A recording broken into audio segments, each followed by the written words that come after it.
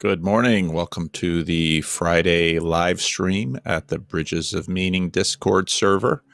This will be the last one I do for a little while. I will be gone for 3 weeks.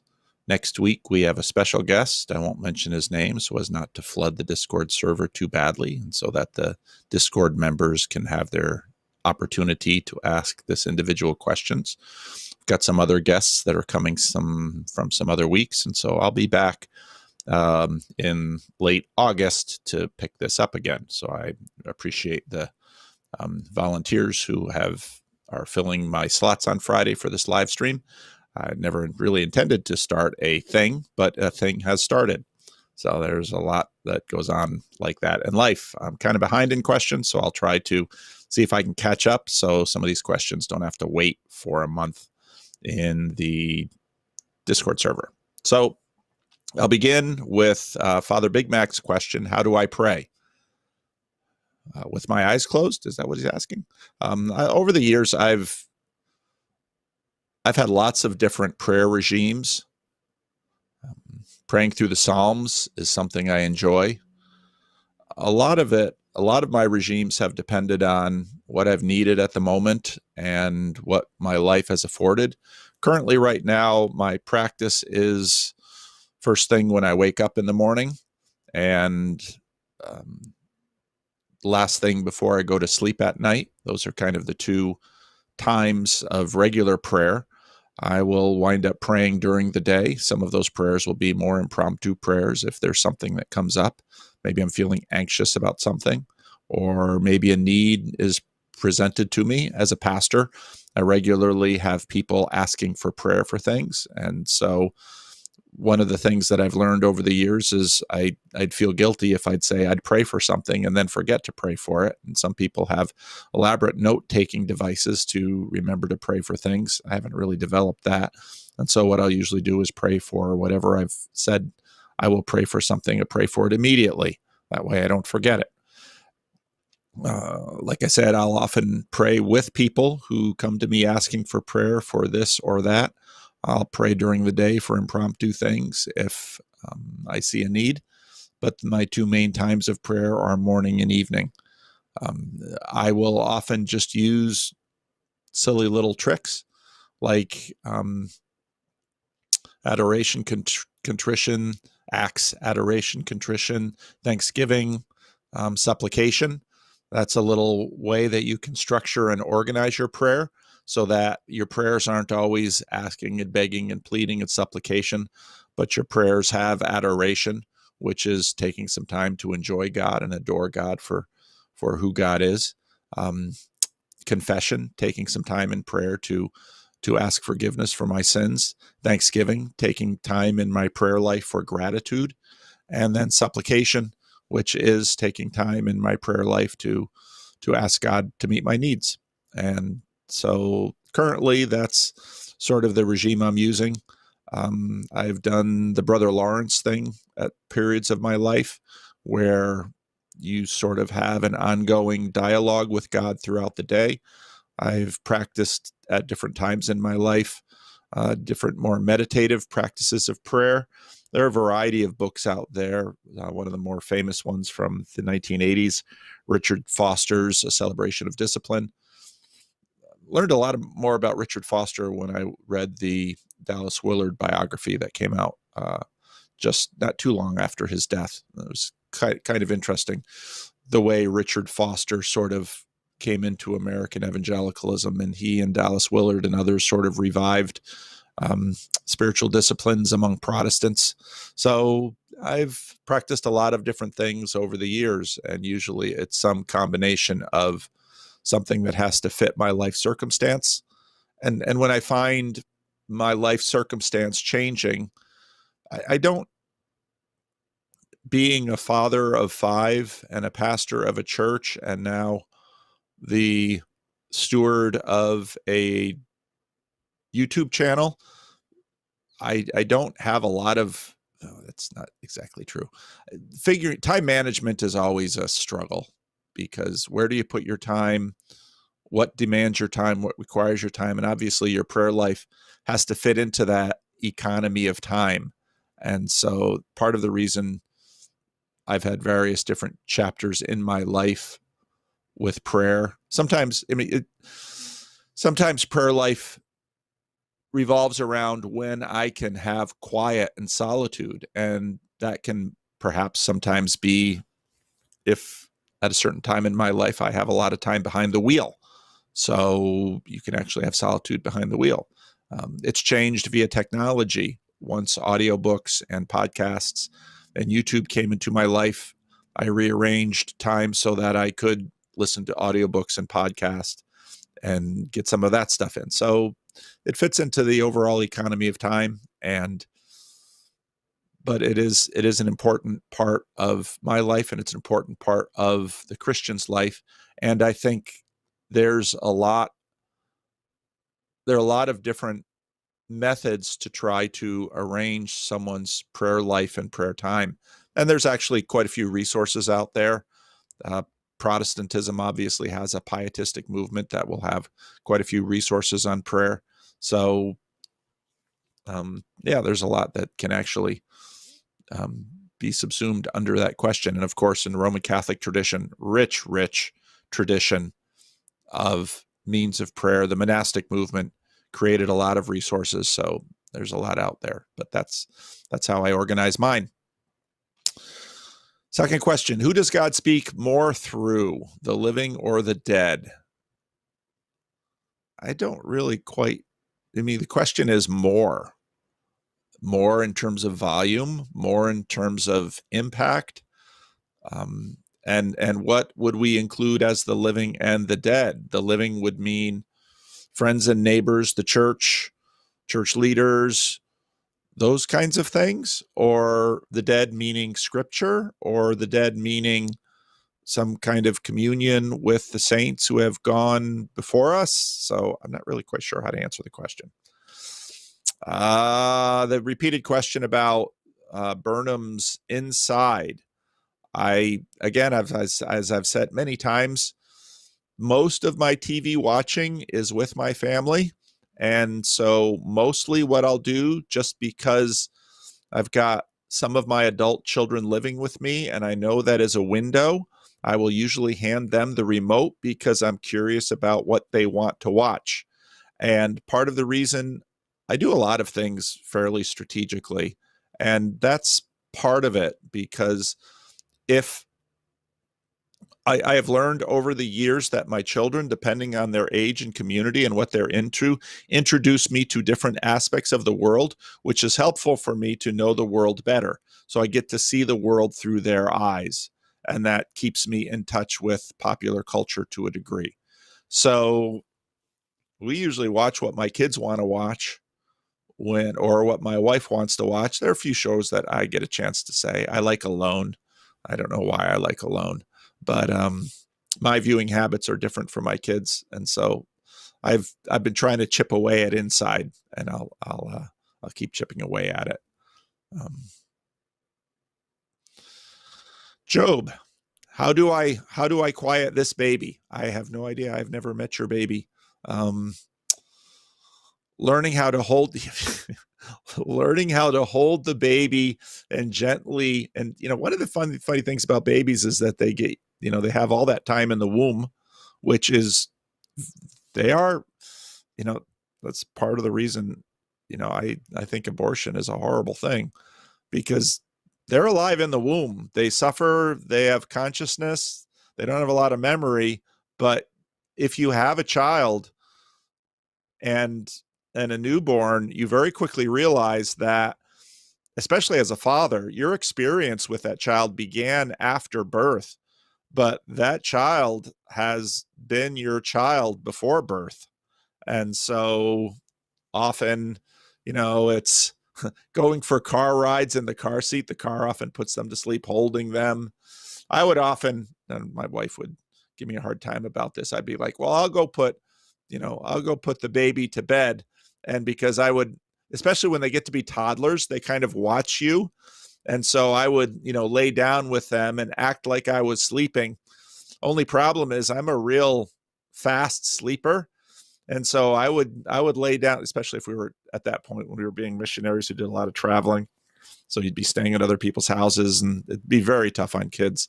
So you'd kind of act like I was sleeping. You'd maybe put the kid in the porta crib and then lay my head down next to the kid, and I'd close my eyes, and they'd kind of get the message, okay, it's time to sleep. But then I'd fall asleep and the kid would still be awake. And then my wife would come in and be like, great, you went to put the kid to sleep, you put yourself to sleep, and the kid's still awake, and now I have to take care of it. So on and on and on. So I don't know. Every baby's different. Rocking, car seats, all those things do work. Althaus.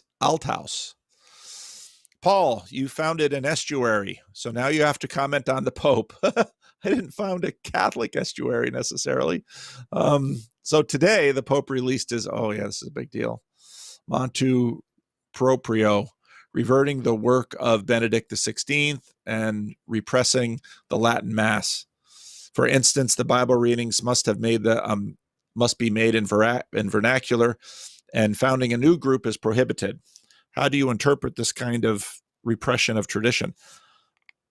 See, again, it's weird, because as a Protestant, I should say, absolutely have Bible reading in the vernacular and homilies in the vernacular and Mass in the vernacular.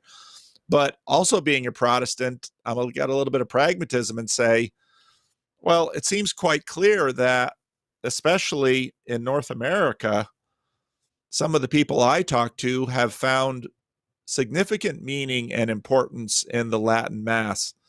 And I think there are psychological, you can look at the Vervaeke work, I think there are psychological reasons why people are finding that conducive to their spiritual growth. Why would you stop this? Let it grow organically.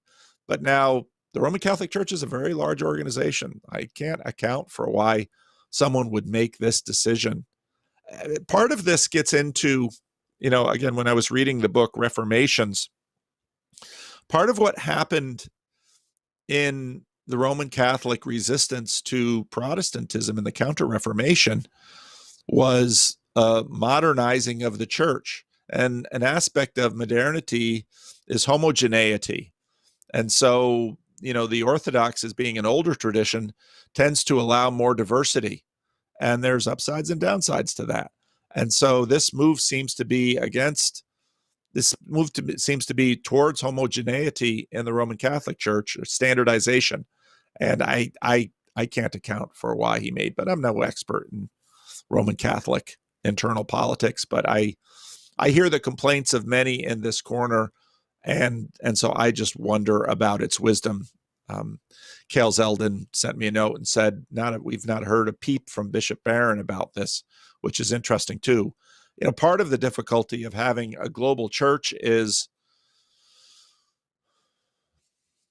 I don't know, I tend just temperamentally to be high in openness, and so I tend not to, I avoid standardization, and I prefer to let smaller communities develop what it is they're developing. And if a clear problem develops, shut it down. But I don't see, are they trying to discourage conservative Catholicism in North America?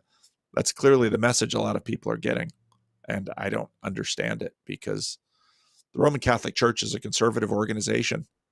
Why would you want to repress conservatism? Yeah, you've got a bunch of conservative, cranky Catholics that are out there making noise.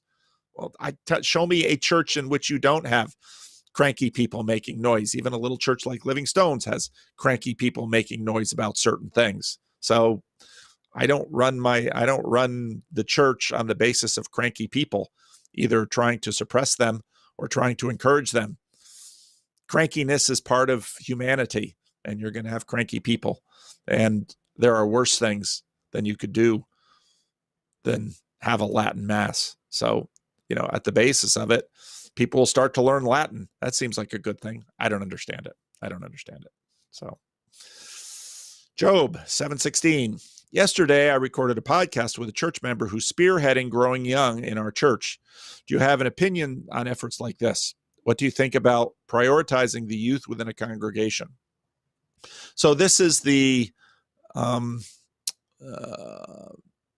This is a book and an effort coming out of Fuller Seminary, Kara Powell, and this has been around for a few years now, and I think it's a good effort. I'm glad they're doing it. And her effort is basically trying to find ways to integrate multi-generational contact in a congregation, and I wholly support that idea.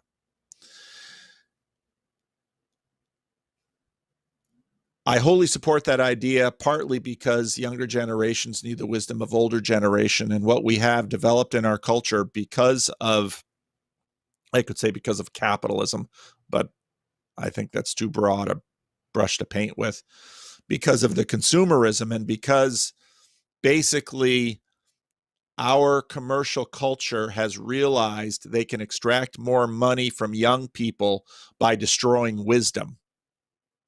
And so you separate the children from their parents and you make the children boss and you basically destroy wisdom in a culture. And that's what's been happening in the West, really ever since the counterculture. We have, so you've got Vervaeke and many others trying to encourage wisdom. And not enough people have really called out, even though I don't like call out culture, have really pointed out the fact that in many ways, since the counterculture,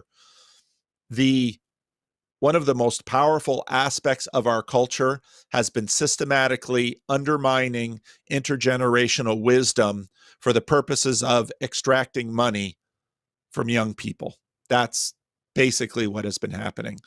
And that has happened in the church. And so any effort to increase wisdom among the youth by putting them in contact with older people who hopefully have gained wisdom is a good thing. That colors the second half of my answer to this question, which has been that I think some of the problems in the Protestant church, at least in the culture that I'm most aware of, has been this sort of consumerist focused on youth. And they've sort of put youth in charge in order to placate, attract, curry favor with the youth. And what that has caused is a decrease in wisdom in the church overall. And so I think churches, I like Kara Powell's approach of increasing intergenerational wisdom transference in the church. She wouldn't use those words.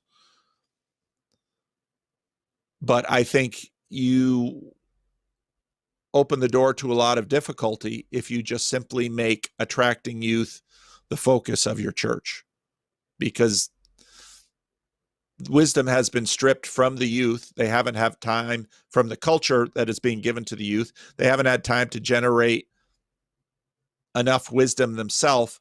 And so I see sometimes churches that very specifically attempt to target the youth have a decline in wisdom. So I'd say overall, I think it's a great thing.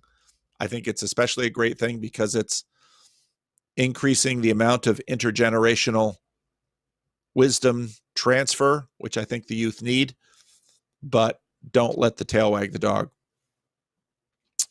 All right. Boy, I'm moving through questions today. How about that? I got a lot to go. All right, here we go. Grim Grizz. Hey, Paul, feeling charitable this week. Well, that's good. So all I have is this. Do you have any safety tips for your internet flock for when they might encounter the mentally ill, like outside your church and other salty waters like online? Be kind, be generous, be patient, treat them as individuals, do a lot of listening, keep proper boundaries, don't be afraid, recognize that there will be costs involved, take a long-term approach.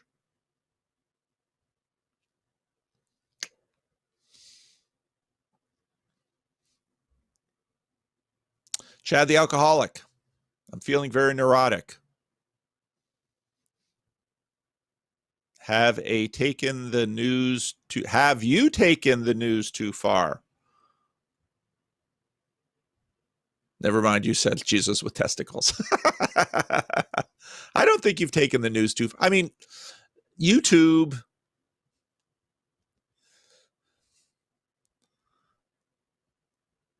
the internet should be a place we have fun. There are places on the internet where we can take things seriously, and YouTube is a great place where we can do long form, serious discussions. That's a terrific thing. But YouTube is full of cat videos. YouTube is full of pranks. YouTube is, so I think if we can't laugh at ourselves, we have real problems. So I don't mind being trolled and memed and mocked. I don't mind it at all, because in my opinion, it keeps me from taking myself too seriously, which usually isn't a problem. So I haven't had a problem with it, but at the same time, it's a good question, and it's a good question to ask. You should have people in your life who you trust, who have wisdom, and check in on them. And if they push back on things, listen. And I look at a lot of people in the comments that I listen to. Anselman is almost always there. And Anselman doesn't always agree with what I put out. And I appreciate the fact that when I put out something that he disagrees with, he lets me know, and he tells me straight, and he tells me I'm wrong, or I'm all wet, or I shouldn't have done that. And now I don't always necessarily agree with his take, but I listen to it and I take it seriously, because trolling and having fun and mocking and having a good time, I think that's all potentially healthy and appropriate within degree and to its place. But I, as a person who, the last video I did on psychedelics, I mean, that was sort of rantish and a little trollish and a little mocking. And of course, those kinds of videos, there's an audience for on YouTube, and it's fine, because, part of why we liked Peterson was he could get that way to a degree too. But you have to be careful, if you have that side of you, to not let it take over your whole being. And so there's a time to be flippant and trolly and have fun, but that needs to always remain only a part of you. So it's good to ask questions like this and to check in with others. And so I appreciate the question. And if you're worried about me being offended, when I feel myself being offended by something, I really try to pause and say, okay, what in me is being offended? And is that a good thing? And examine myself when I feel offended. Sometimes things are offensive and are inappropriate, but more often taking offense is a bigger problem. So that's good to check in with other people. Reformed Templar Colton. Hi, Paul. I was tempted to ask a question about Calvinism to divert the current server animosity towards myself, towards you instead. That's fine. They can be animosity towards me. It's totally good. However, I decided against it. Oh, well. I've reneged and decided to ask a related question, so forgive me in advance. You're forgiven. I have gone all in on Reformed theology. Oh, boy. The Roman Catholic Church is apostate. Election is particular. The sinner cannot save himself. God's grace is effectual. Penal substitutionary atonement is true, along with imputed righteousness. Oh, he's gone the whole way, etc. The whole 9 yards. The harmony of the Old and New Testaments in this view is organic, and I no longer feel I have problem passages. I no longer ask the rhetorical questions raised in Romans 9 upon reading about predestination, the will of man, election, etc. However, this view isn't popular on Bridges of Meaning. Oh my goodness. Indeed, Sometimes I feel as if I do not worship the same God as others. And see, in the Christian Reformed Church, the Christian Reformed Church has been able to maintain both an appreciation for what I'd perhaps call the 17th century expressions of the Reformed faith that you just laid out here, and also, I think, a broader 16th century view. And I think both of those views have to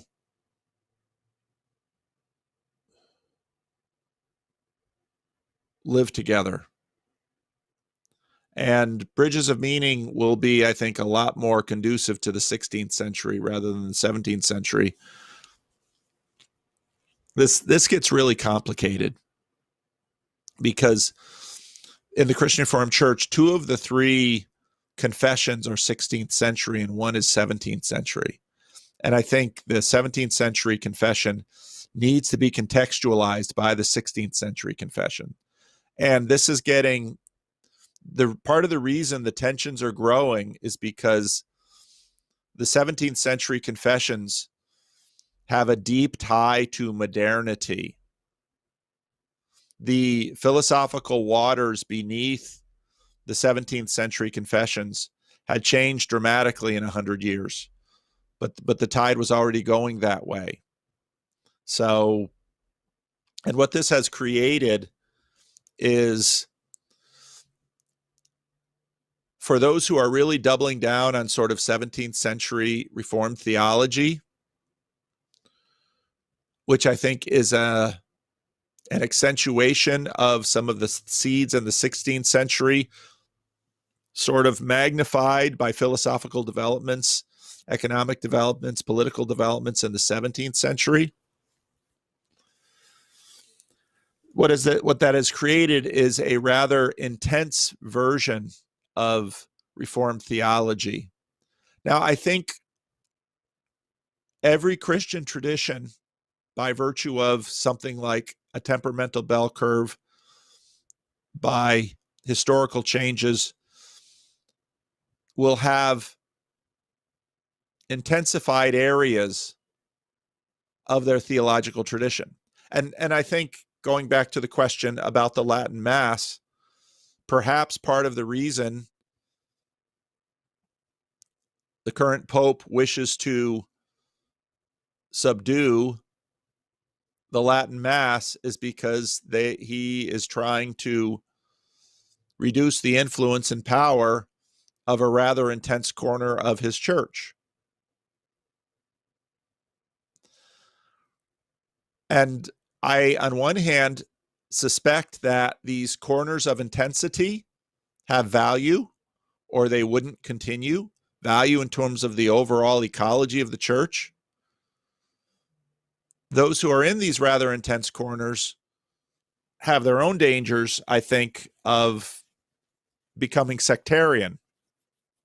So it's a dicey dynamic. And I think there is sort of an intense corner there are various intense corners of Calvinism that I think sometimes, I mean, I don't disagree with a vigorous doctrine of election. I think penal substitutionary atonement is a super helpful atonement theory, pastorally, practically. I think it's biblically justified. I don't think it's the only valid atonement theory. I love preaching imputed righteousness because so much of what comes out of the Protestant Reformation comes from preachers, not just abstract theologians. And the Protestant reformers had an idea about how to do pastoral care to people. And so many of these intense Reformed doctrines are so pastorally potent. That's why they don't go away, and why they're so useful, and why I think generally healthy church traditions can grow around them. But if they become sectarian and overly exclusivistic to begin developing oversized animosities towards other Christian traditions, problems develop. Because I was just talking with someone yesterday, not online, it's not recorded, but about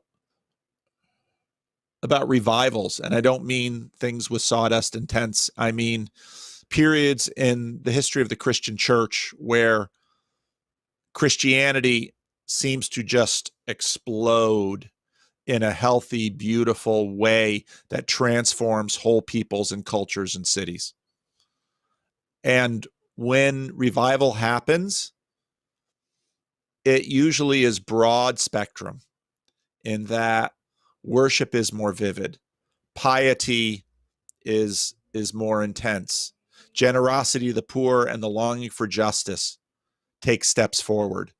I mean, all of these things that right now Christians sort of fight amongst themselves over, what happens when God sort of says, puts his finger, let's say, on North Korea at the beginning of the 20th century and say, I'm going to take this little piece of Asia and I'm going to Christianize this right now. It's like he almost puts his finger on something and bang, revival happens. And you can find these hot spots in church history. And when they come, it's always a surprise. It's what happens is never quite predicted. You see that in the book of Acts. That's what you see. In Antioch, this church develops, and it's like, wow. And the church in Antioch seeds the church throughout the rest of the Roman world, and it transforms Christianity. But again, when revivals come, people of different traditions find themselves energized, and they don't necessarily become less Reformed or less Catholic or less Orthodox. And their distinctives don't necessarily disappear, but their distinctives don't cause conflict in an unproductive way with other elements and communities within the Christian faith. It's like the rooms in the hallway in C.S. Lewis's Mere Christianity. The lights come on in the whole thing, and God just moves. And it's powerful, and it's glorious, and it's brilliant. And then it stops, and we don't know why. But now I'm revealing some of my Calvinism that, this is God's work. This is God's effort. And when he brings the whoosh, it's a beautiful thing. So I don't think one needs to give up their distinct Reformed beliefs or passion and be on good terms and grow an appreciation for what God has done in other places and times and other traditions. And to me, that's part of what an estuary is for. You can have your hardcore, young, restless, and Reformed congregation and still have an estuary. And I think actually, again, because I'm a Calvinist, I think it's easier for a Calvinist because God is so sovereign and God is doing this work. And so if he's making Orthodox and Roman Catholic believers, who are you to, who are you, oh pot, to talk to the potter when you're looking at the other pots on the shelf? God is large and in charge, and he's sovereign, and he's going to have his way, and the mission is his own, and his Holy Spirit is surprising and refreshing. And that does nothing to undermine any of the doctrines of grace that you hold passionately. So just, don't become a tyrant. I'll keep reading the question. Indeed, sometimes I feel as if I do not worship the same God as others. Oh, you do. And it is difficult to discuss anything at all since the Reformed worldview is contrarian to many of the convictions many people have. Well, that's okay. If you talk about more things, you're going to find more things that you disagree with them on. Love is, I love this, I got this from Peugeot. I mean, part of the definition of love is its capacities to span over differences. You're not in charge of their soul. You're not in charge of their brain. You're not in charge of their destiny. If God wants to turn them into Calvinists, who can stop him? So that's what's beautiful about the Calvinist perspective, is that God is in charge, and God being in charge just gives you remarkable freedom. You don't have to go around and be the judge of the world. The world has one judge. Make your contribution, make your appeal, but love as you go. Many unrelated discussions just evolve into Calvinism. Yeah, don't let that bother you. People do that all the time. Oh, but you're a Calvinist. Yeah, I'm a Calvinist. Get over it. If you want to keep picking at it, pick away. God is large and in charge, and the pots can rattle and shake and show their cracks, but it's the potter that counts. I find myself defending the character of God in heated exchanges. Okay, well, defensiveness is often a revelation of insecurity. And as a Calvinist, because you have outsourced, you have put the source of your convictions and your salvation so fully within the will of God, there should be, part of the beauty of Calvinism is a lack of insecurity. And that's the way I see it. And so you should be the least defensive person, because what God does in them is what God does in them. You're not in charge of it. You don't need to defend the character of God. Now, give a testimony for the hope that is in you and tell people exactly what you think, but you don't have to get upset. And I know that takes some time and some practice and some maturity learning how to do it, but God's in charge of them, not you. God's in charge of you. So again, I think Calvinism is potentially a terrific tradition to hold, to actually get along very well with others, because you don't have to be defensive. And constantly having to reassure myself of my own convictions because I cannot move beyond the fundamentals of Reformed theology and discussion. You don't have to. That's the point of Reformed sovereignty. I look at the 5 points of Calvinism as sort of 5 fingers on a hand, and the palm of that hand is the sovereignty of God. With a God that's sovereign, God doesn't need you to defend him. God doesn't need you to change your neighbors. Now, again, in how that played out in, let's say, early 20th century aspects in the Christian Reformed Church, there are a group of Calvinists who are completely against evangelism, because if God's going to save somebody, he doesn't need me. Oh, okay, that's true. But Calvinists should be devoted to the scriptures.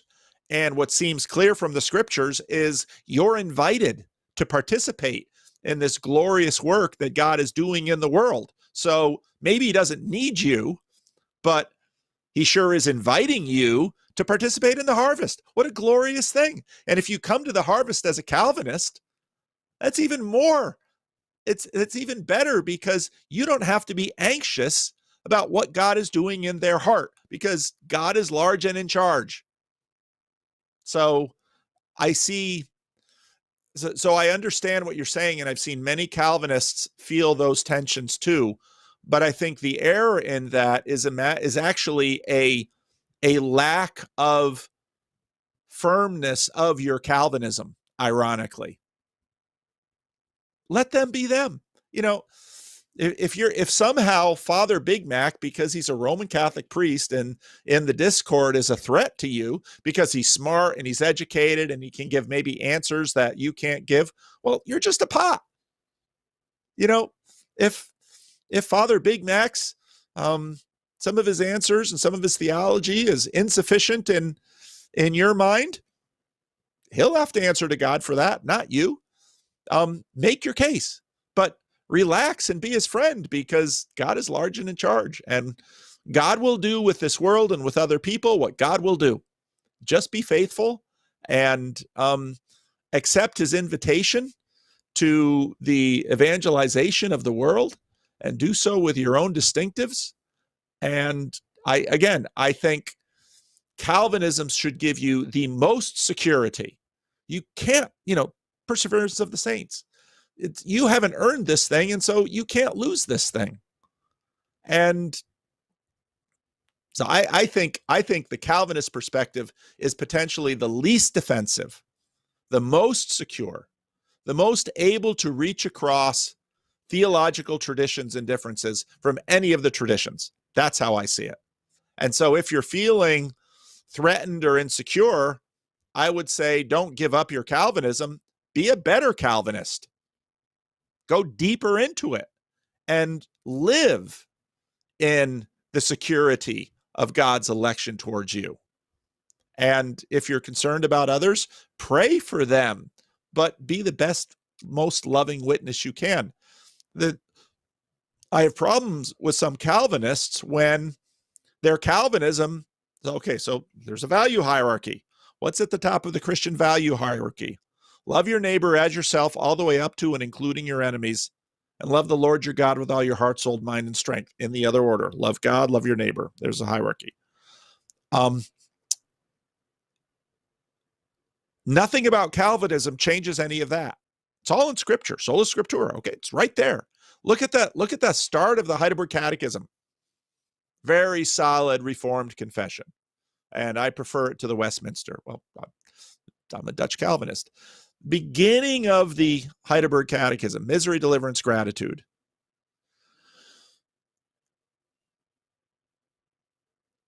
It begins with the summary of the law: love the Lord your God with all your heart, soul, mind, and strength. Love your neighbor as yourself. That's the beginning. And so your Calvinism is downstream from that. And I think your Calvinism helps you be a better lover. At least that's the way I see it.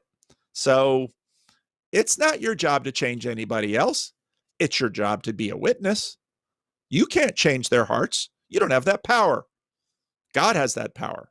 And as a Calvinist, you believe he really does. And you have doctrines around that say he's absolutely large and in charge. Now, it was Calvin himself in his commentary, I believe, on the book of Daniel that said, to the degree that you worry, you doubt God. And I would take that another step. The degree that you're anxious or defensive, you're doubting God. You have a doctrinal tradition that should give you absolute security and is tremendously powerful in reducing anxiety. Go deeper into it. But the deeper into it should make you less sectarian, less defensive, less judgmental, and more loving. Because again, if love is at the top of the value hierarchy, your tradition should be in the service of love, not of a whole bunch of other unloving aspects that I've seen played out in various conservative Calvinist traditions. So let's see. Yeah, constantly having heated exchanges. Well, that's at some point that's on you. That's not on your tradition. Figure out how to have productive exchanges and have them be less heated. It's hard. I know. I've been in many heated exchanges and I still fall back into them. I find this very chaotic for the development of my infantile faith. Is this estuary full of heretical mischaracterizations of God healthy for a new Reformed believer? Well, that's a very valid question. And there's a place for a greenhouse and there's a place for an estuary. And an estuary is going to have higher degrees of chaos than a church. And if you need to take a step back because this is undermining your faith, it's tempting you to sin, then take a step back and maybe come in less regularly. But I don't see anything.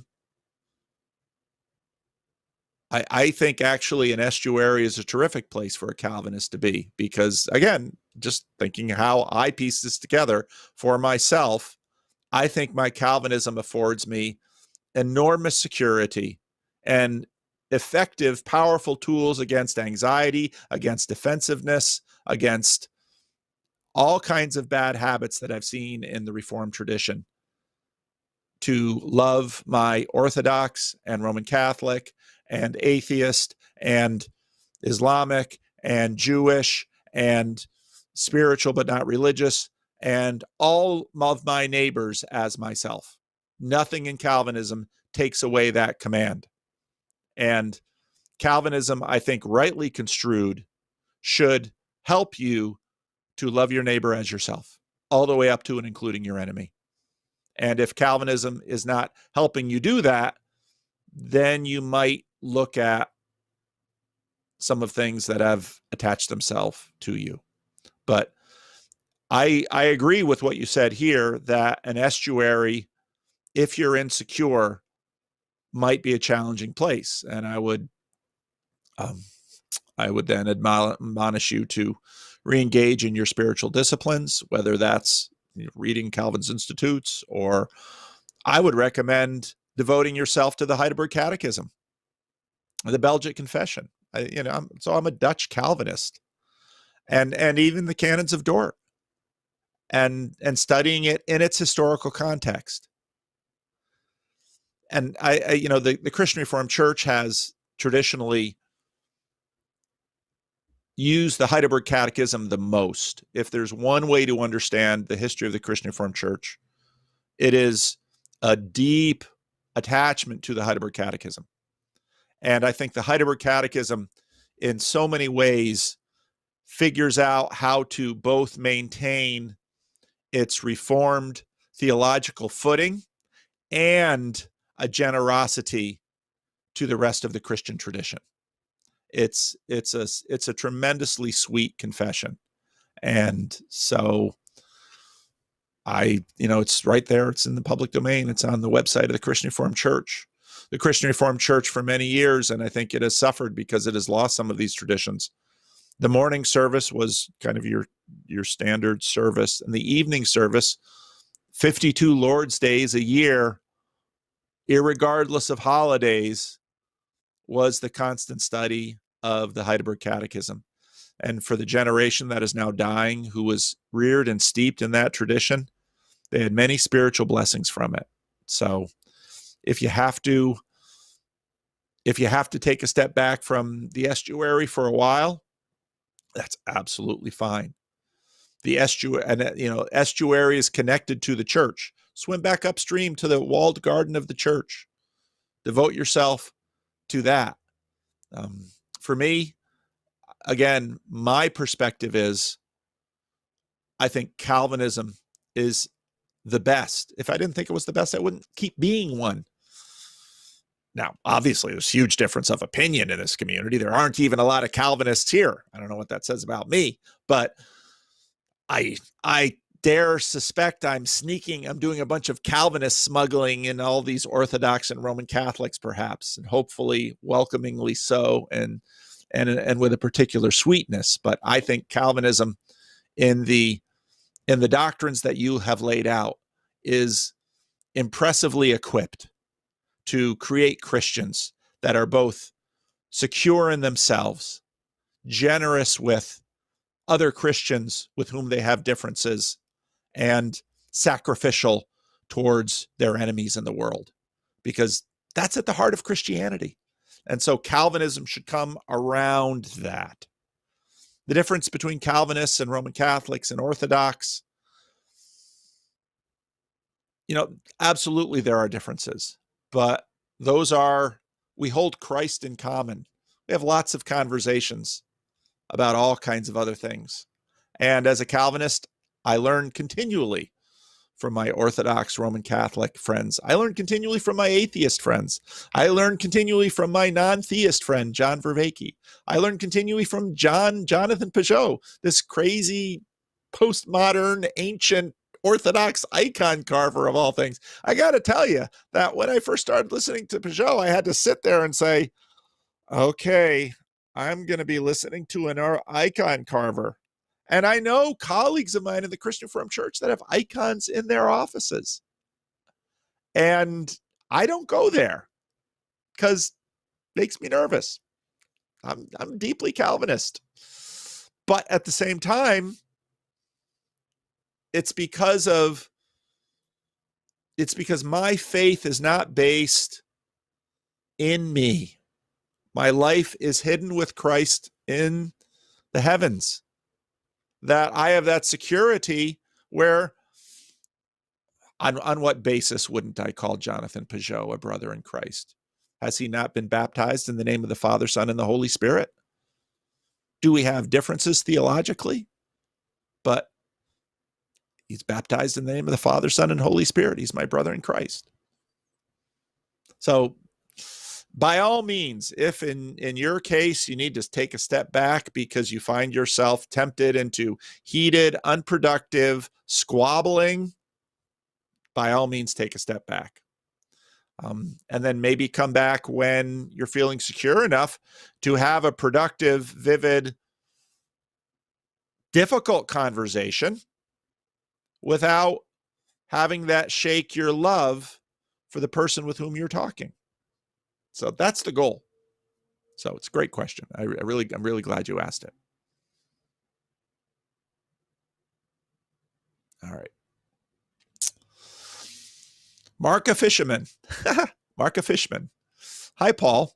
With the greatest respect to your religion, what does Jesus add to the monotheistic, in the Jewish sense, enterprise other than an intermediary, a more easily digestible step towards interacting with the ineffable? That's not a small thing. We all need baby steps. I was having a conversation again yesterday with an individual who's followed my channel right from the start, and he's never been on my channel. I have conversations with certain individuals who have followed me very closely. So many of them support this channel financially through Discord or through Living Stones because of the jobs they have, and in some cases the status they have. They don't want to associate with me publicly, and then that's absolutely fine. And we were not only talking about revival, but we were talking about virtue. And we were talking about how virtue, C.S. Lewis points that out in The Abolition of Man, virtue is like this bedrock throughout across world religions, atheists. I mean, it's just this, it's natural revelation. It's general revelation that virtuous living yields blessedness. What does Christ bring? I'd say, especially from a Jewish sense, Christ is the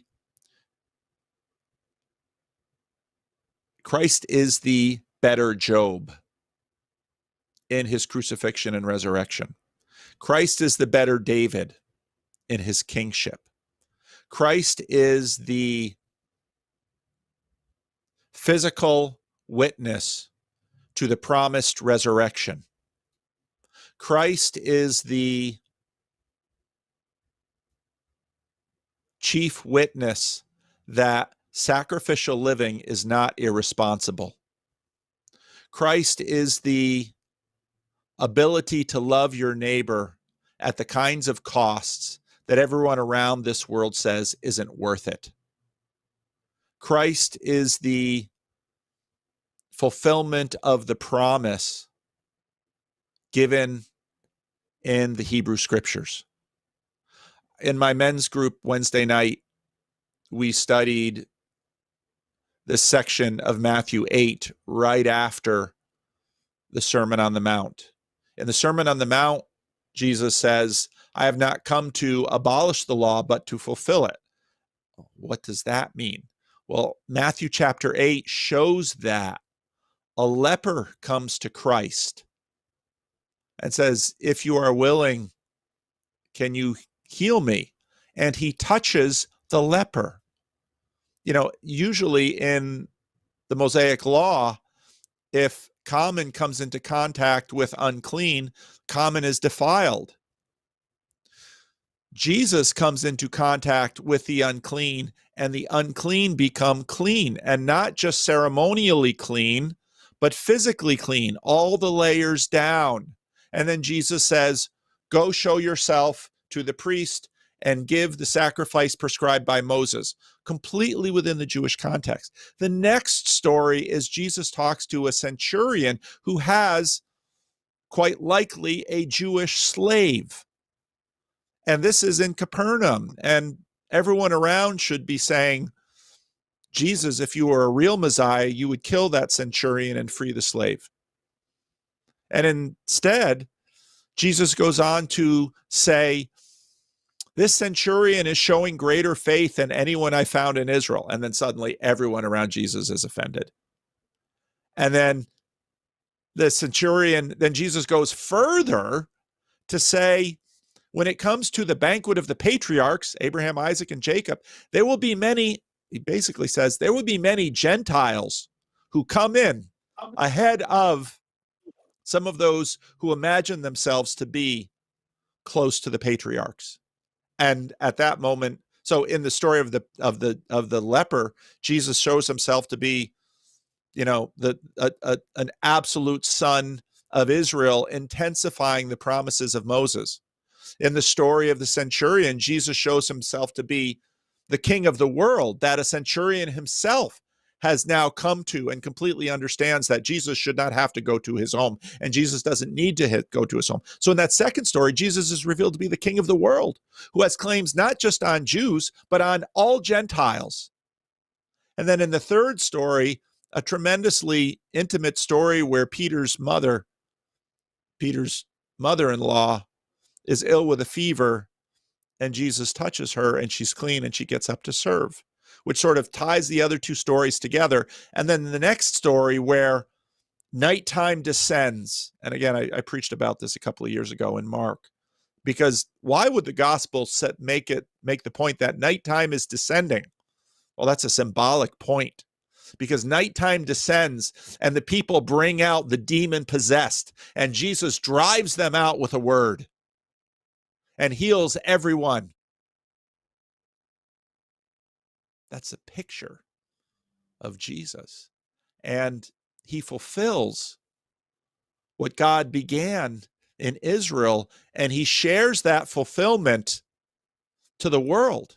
Now this week in my sermon, I'm preaching from Acts 13, where, for a long time I read the book of Acts, and I always wondered, what does Paul always goes into these synagogues in the Roman Empire and he preaches, and some people are like, wow, this is amazing. And other people are like, we got to kill this guy. And I was thought, well, what does he preach? And so I'm going through the book of Acts, and I realize in chapter 13, what Luke has given us is probably Paul's main sermon that he gave in all of these synagogues in the diaspora in the Roman Empire. And Paul lays it out. And it's analogous in many ways to what Peter gives in Acts chapter 2, but it's slightly different in some aspects. And you can see, because of course Paul was doing this before the Gospels were written, you can see elements of the tradition that were already among the apostles that will get recorded in the Gospels. And you can see what Paul does, and he emphasizes the resurrection. And to the Jews, to the Romans, as in what I preached on last week, he goes up to a Roman official and he demonstrates the power of Christ to a Roman official who would be looking for signs and wonders. But it isn't just signs and wonders he gives.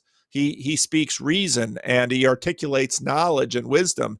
And so the Roman is impressed by the wisdom and impressed by the miracles, and impressed by the display of divinity. And he becomes a believer, as it says. Now, what kind of a believer? Well, that's be an interesting question. I touched on it in the sermon. Now, to the Jews, Paul says, Jesus is the better culmination and fulfillment of everything that David pointed to. And they're like, well, is he going to raise up an army? No, but Jesus' conquest doesn't kill the centurion, but makes the centurion a faithful servant of the Most High God. And now, I'm a Christian minister. This is what I do. But that's my answer to what Jesus brings. Jesus brings in flesh, in the physical world, the beginning of the fulfillment of the law in some ways that are stretching and extraordinary, but that's what he brings. And I'm also a Protestant, and so I totally understand how some Jewish converts and Jewish communities have formed different Protestant practices and traditions to reach out to their culture. And I think that's absolutely in line with what the Apostle Paul did. When the Apostle Paul returns to Jerusalem before he is arrested, he goes back to Jerusalem to fulfill his vow. And what the Apostle Paul's consistent message was in the New Testament was the Jews should be better Jews. And so they continue to practice circumcision. They continue to participate in their dietary restrictions and their laws, and they continue to do those things. And Paul himself, when he's with the Jews, continues to do so. But to the Gentiles, as he says in the book of Galatians, is you don't come to Christ through those practices. He has come to you. And it's that church that begins to expand quickly, where the God-fearers who are meeting because they're fascinated by this God of Israel and this Jewish way of life, but they're not wholly convinced that they haven't gone all the way to circumcision. These are the people that Paul breaches, and Paul says, you don't need to be circumcised. But then you have this huge sorting out. Well, how do I relate to the laws of Moses and the covenant with Israel? And so Paul does a lot of that sorting out, and the churches continue to have to do that sorting out. And if there's any disgrace in the history of the church, it's been how they have treated the Jews. And I think the Lord will judge his church harshly, because the Lord of the church is a Jew. Salvation is from the Jews. So, yeah, I think Jesus completes it and fulfills it, and universalizes it, so that he's not just King of Israel, he's the King of the world. And the fulfillment of the prophecies of Isaiah are met in him. I think that's what Paul saw, that's what Peter saw, that's what the church saw. And so and then with Jesus, it comes physically, not by the blood of our enemies, but by the blood of our Lord. It's just an astounding thing. So that's my answer. Topher the Salty. Hey, Paul, your metaphor for the enlightenment and darkenment modernity of humanity closing one of its eyes is useful and intuitive, but I'm curious if we could workshop it to improve it. In particular, how does the metaphor work prior to the 17th or 18th century? Did we have both eyes open, the other eye open, and the scientific eye closed? It's a great question. And I think it can be workshopped. And I think actually one of the ways to workshop it would be with Barfield's initial and final participation, because I think Barfield is sort of a way of getting at this. Because in one of the ways to look at the scientific vision versus the manifest image is heaven and earth. I think it maps onto those. I've been thinking a lot about, so I've mentioned in some of my videos, I've been going through a great courses series on the history of the Vikings and just enjoying it thoroughly. And, the runes, the Vikings had the runes. Now, the Vikings were not initially, and this comes out in these shows that I've been watching, The Last Kingdom and Vikings, they weren't illiterate people. They didn't have a literate culture. They eventually did, especially with Christianity. But why the fascination with runes? Well, runes are in some ways something out of the age of decay in a very Platonic sense. And so they saw that power. And this week, and a big part of Paul's sermon in Acts 13 is, why is Jesus a better David? Because David lies moldering in the ground. Jesus is risen, not subject to decay. And Jesus will raise David. And when Jesus raises David, he will not be subject to decay any longer. Now, David, as with Abraham, Isaac, and Jacob, is with the Lord, but not physically. Okay. We're waiting for the... Oh, I hear voices, Rick. Dinner. Okay. It's like, am I hearing voices, Rick? Rick, don't tell. I have a lot of conversations with people hear voices. It's contagious. It's COVID schizophrenia. Oh no. The Delta variant. So what Jesus does is says that David will be more than he is right now again. And so will my Father.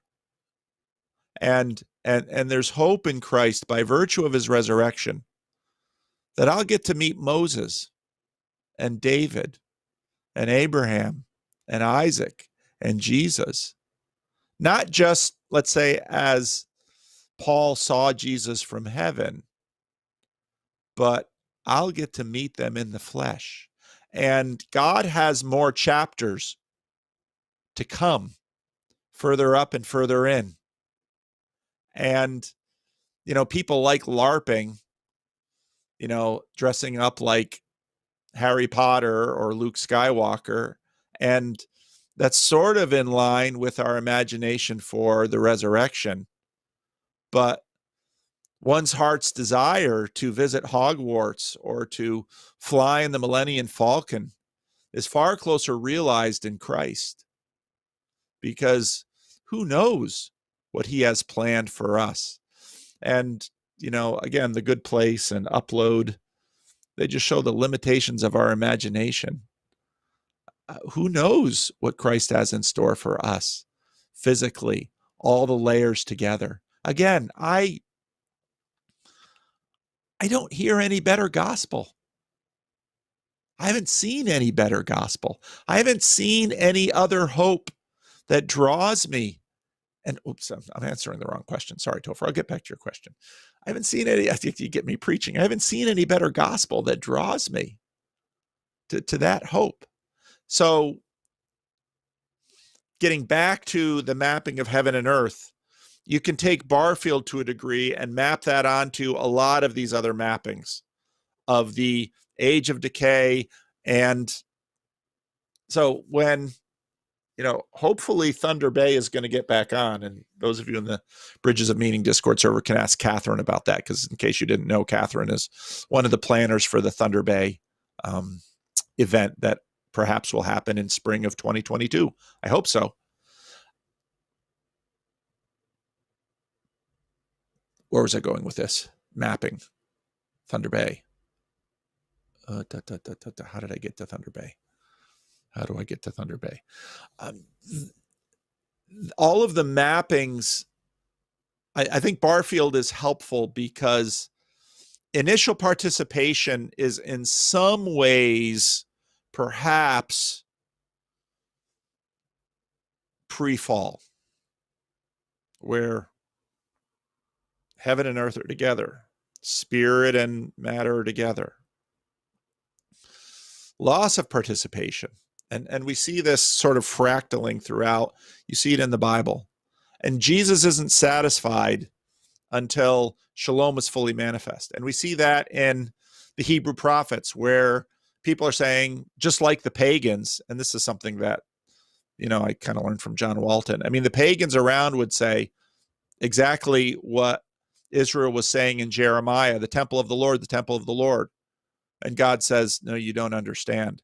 The reason that your sacrifices have to be in harmony with your fulfillment of the covenant, which is the love of your neighbor and the welcoming of the stranger and the feeding of the hungry and the healing of the leprous.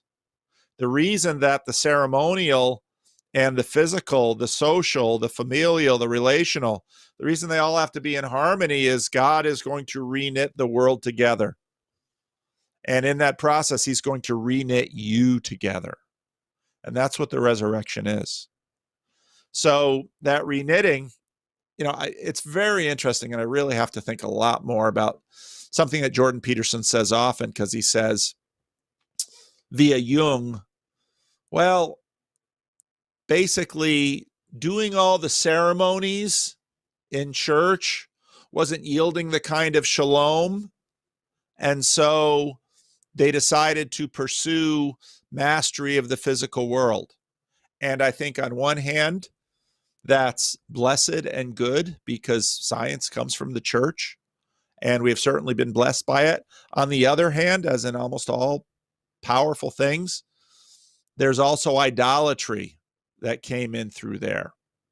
And I think what we're doing in modernity is sorting through a lot of that idolatry, because technology and magic in some ways are parallel. And these lines get very complex. And so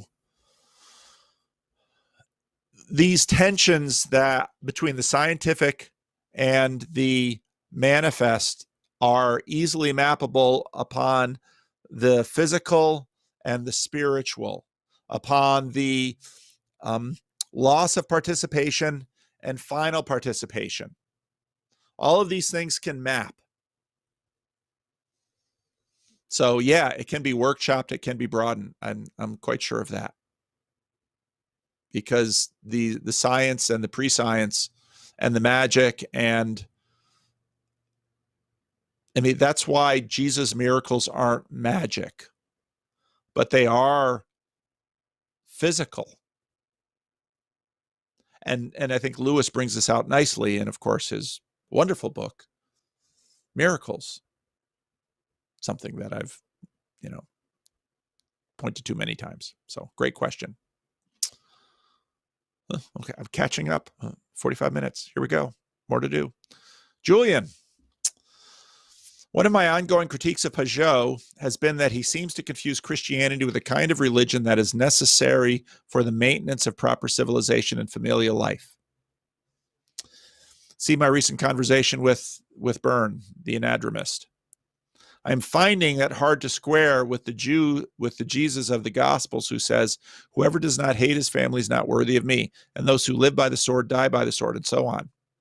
Could you comment on the basic tension I see in Pajot's anti-revolutionary Christianity and the nonviolence yet revolutionary spirit I see unleashed in Christ's life, death, and resurrection?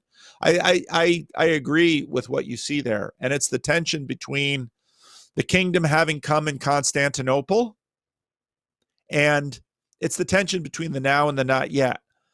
And it's these tensions don't go away. And different traditions express those tensions in different ways. The Anabaptist tradition, of course, which Julian is a part, really beautifully expresses the nonviolent revolutionary aspect of Jesus, which in some ways critiques Constantinople and says, wow, that's an impressive expression of Christ. But it's not there yet.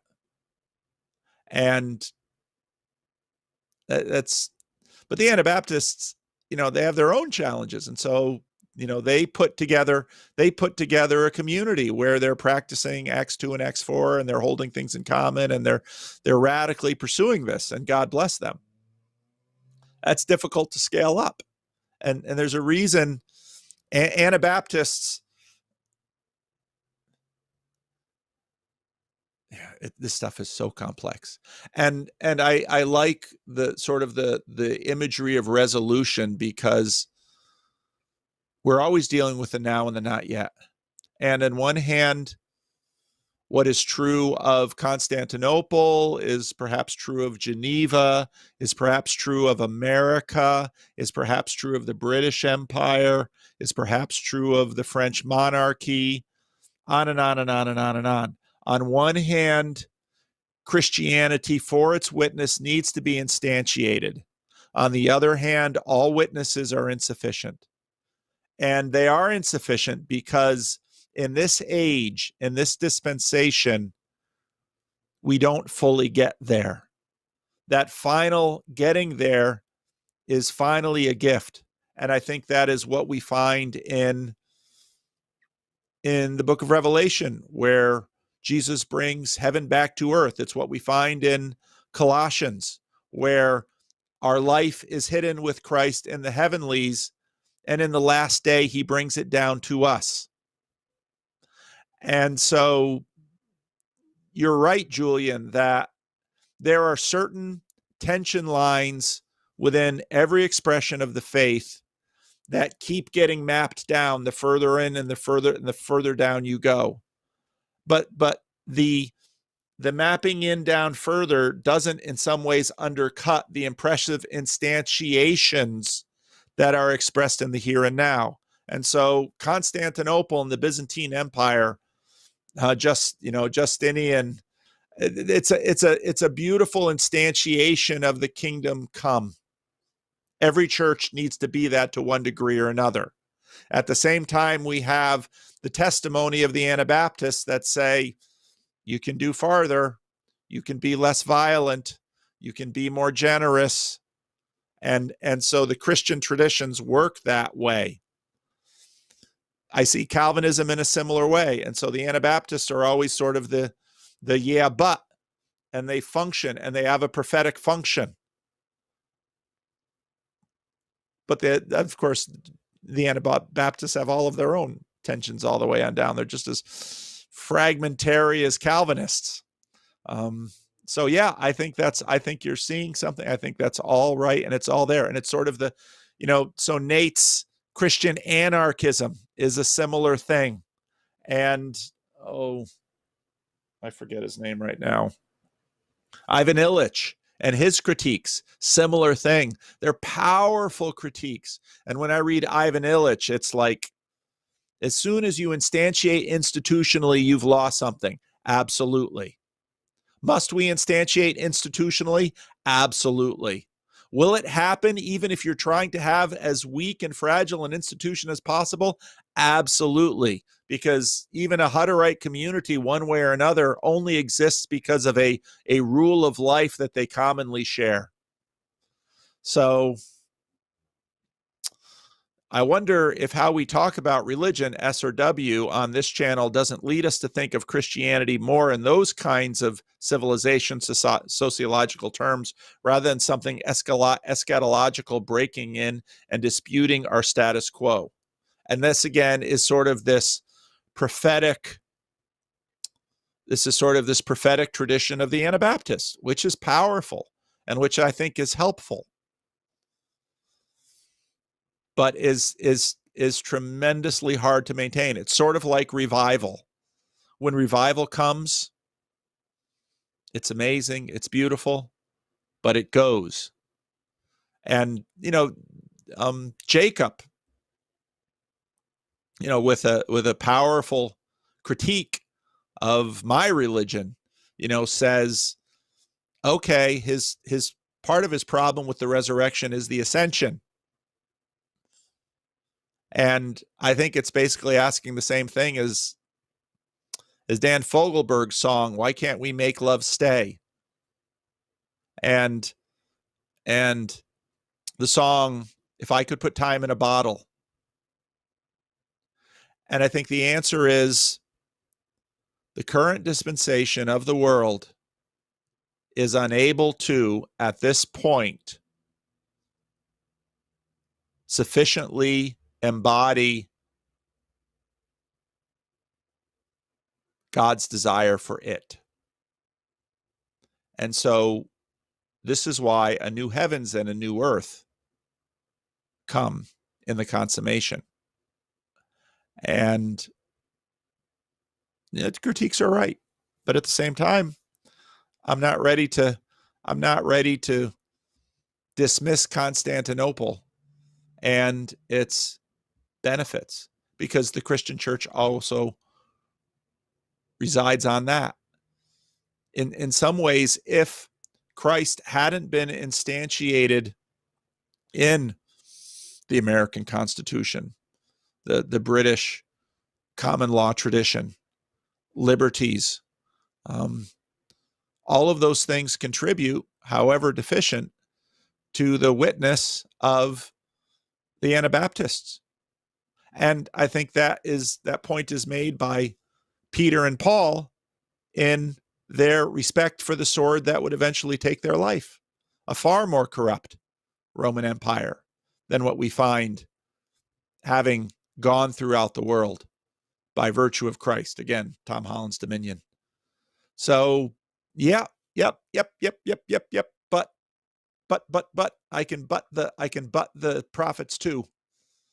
And the prophets, Nathan couldn't decry what David did with Bathsheba and Uriah if Nathan didn't at the same time admit an instantiation of God's grace in the present reign of King David, despite all of his shortcomings.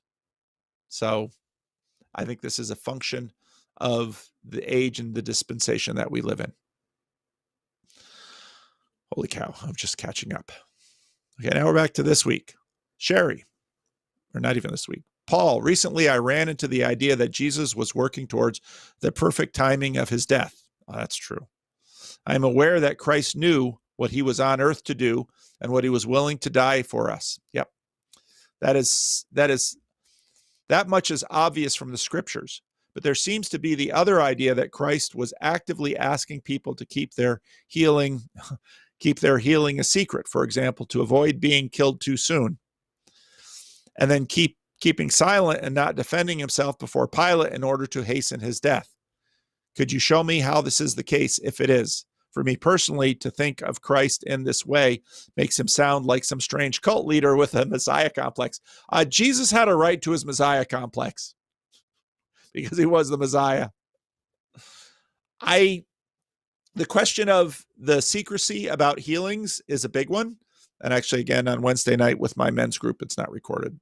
But there's a lot of discussion about that. And there are a lot of variables that are potentially at play with that in terms of him along the way modulating his opposition so as to, it's hard not to read something like what Jesus says in Matthew 8 and imagine his public ministry lasted 3 years.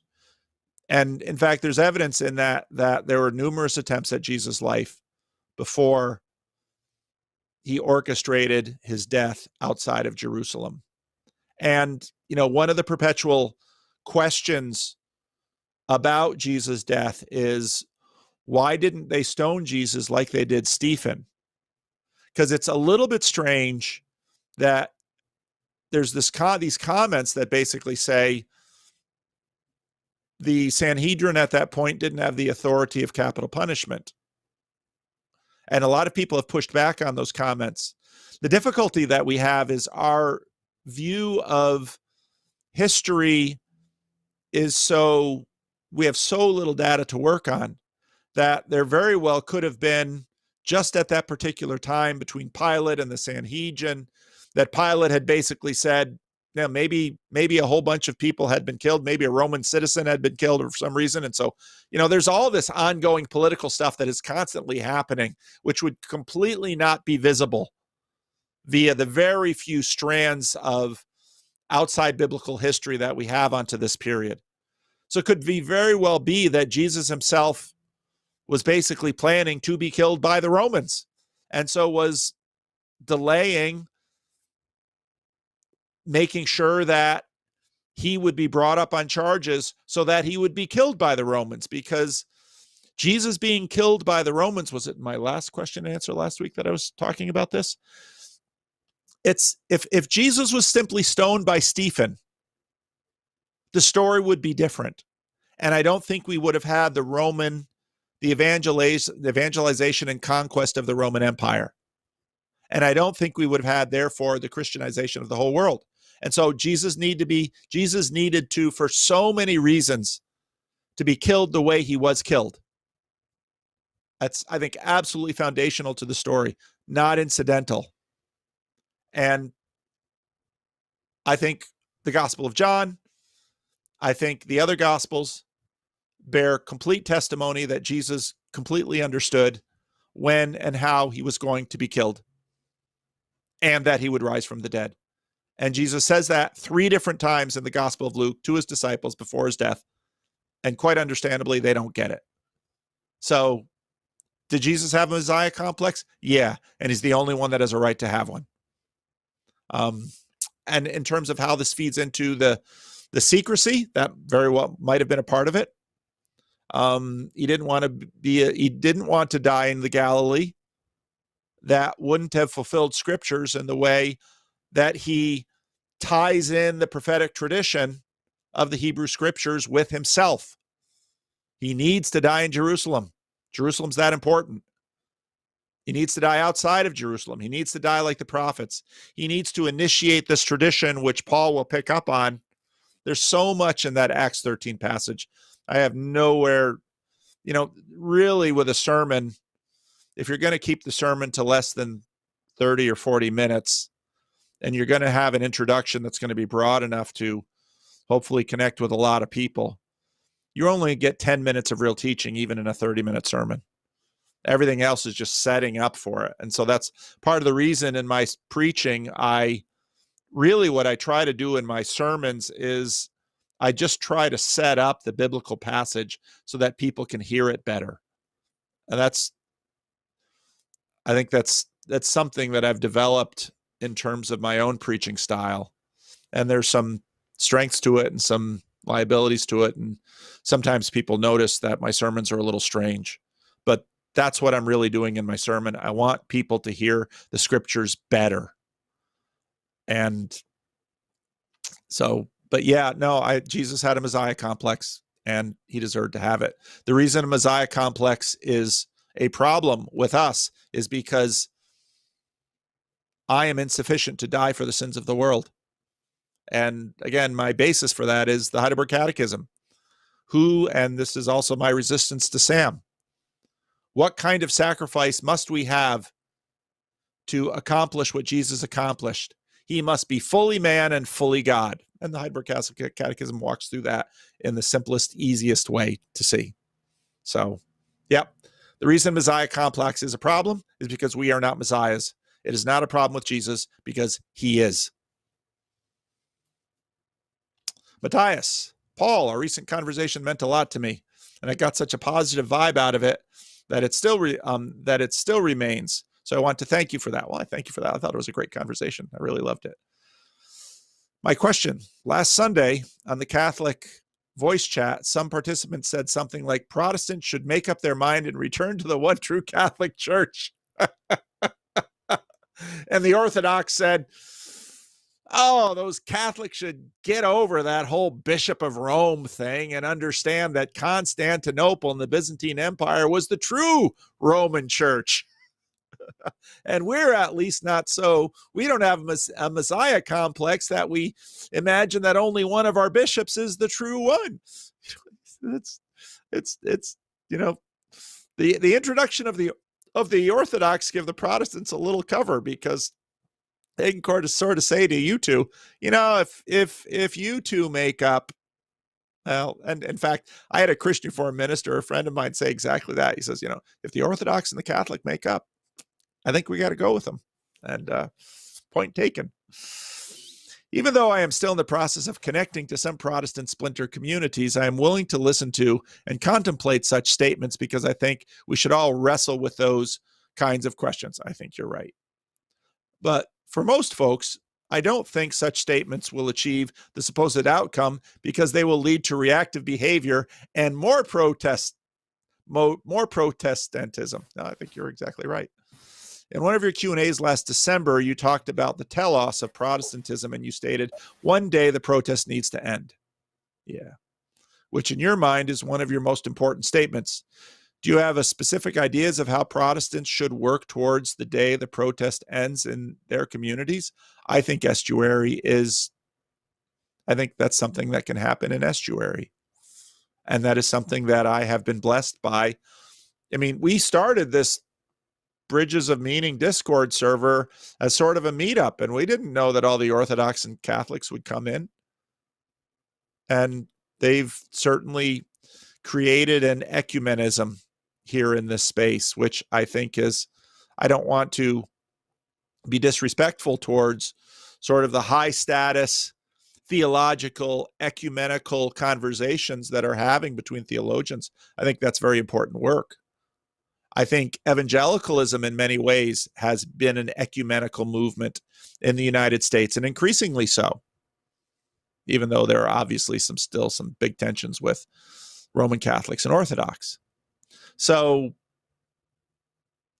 Christ prays that his church would be one. We should work towards that. But I'm not about to tell Julian to stop being a Hutterite and to join the Calvinists. Would I like it if Julian became a Calvinist? Of course. Would I like it if everyone in the Bridges of Meaning Discord server joined the Christian Reformed Church? Of course. I would and I wouldn't, because then I wouldn't, you wouldn't be helping me in all the ways that you help me. But of course, if you have an idea, it's because you believe it's right and you want the whole world to believe it too. That's natural. But a Messiah complex is doubling down on that and insisting that they do. It's only Jesus that gets to say, there's my side and the other side. There's my way and the wrong way. Jesus gets to do that. Paul Vanderklay doesn't. So I think Protestantism has helped the Roman Catholic Church in some ways, probably hurt it too.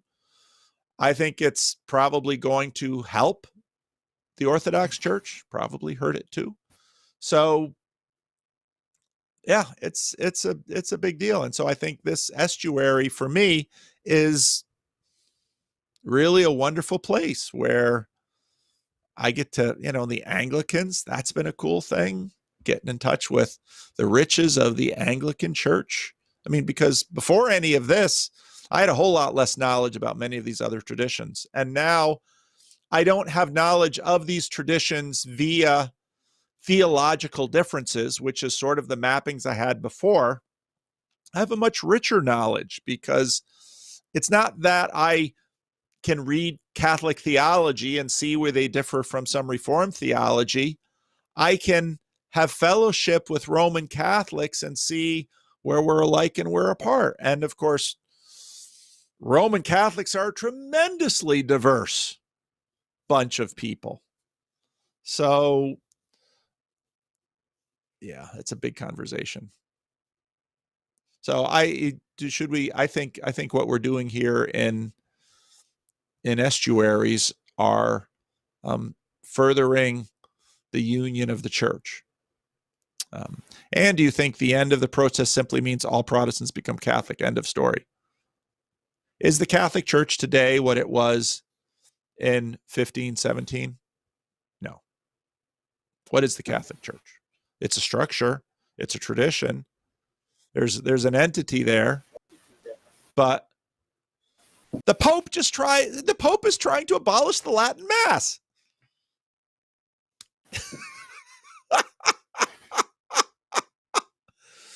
Is the Pope Catholic? I mean, a lot of Catholics are asking that question. Or is the Pope Protestant?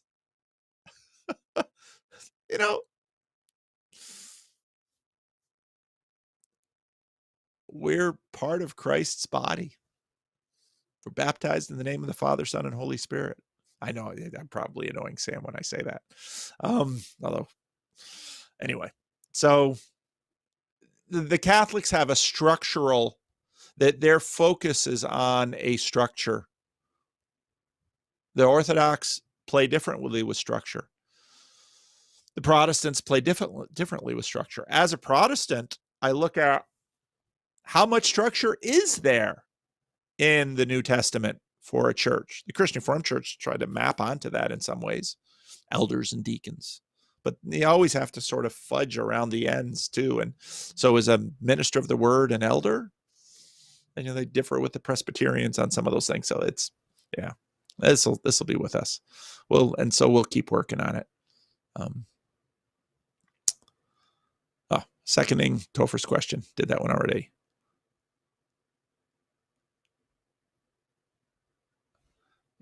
back to the guy Netflix. Feature bug. Hi, Paul.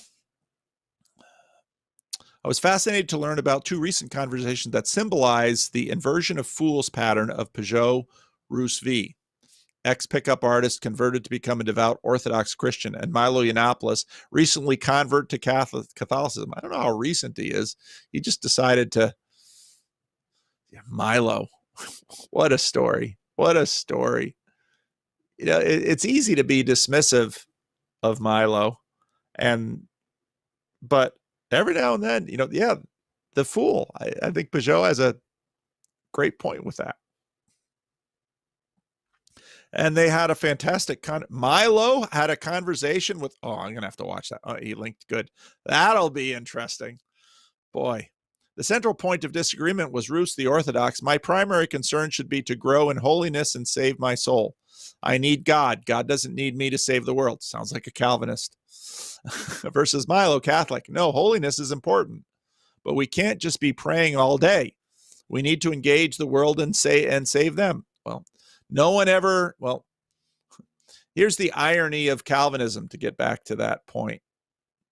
Calvinists can be extremely activistic, which you wouldn't expect from a theological tradition that seems enormously passive.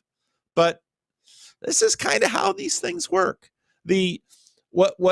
Even how particular theological traditions forefront themselves, they don't always live out well. I mean, Calvinists strangely keep going on about the sovereignty of God, and then some Calvinists get tremendously anxious as to whether or not they're saved. And it's like, you're sort of missing the point of that doctrine. And then Calvinists are like, well, God is doing it all. And in the next minute, Calvinists are working harder than anyone else to bring God's kingdom into Geneva. It's all these crazy human contradictions within these traditions, even my own. And so for that reason, I look at my own and I take it seriously, but I don't take it idolatrously. Because to take it idolatrously, idolatry is almost always pushing something beyond what it is. You take a good thing and you make it an ultimate thing. And God is ultimate. God is the only ultimate.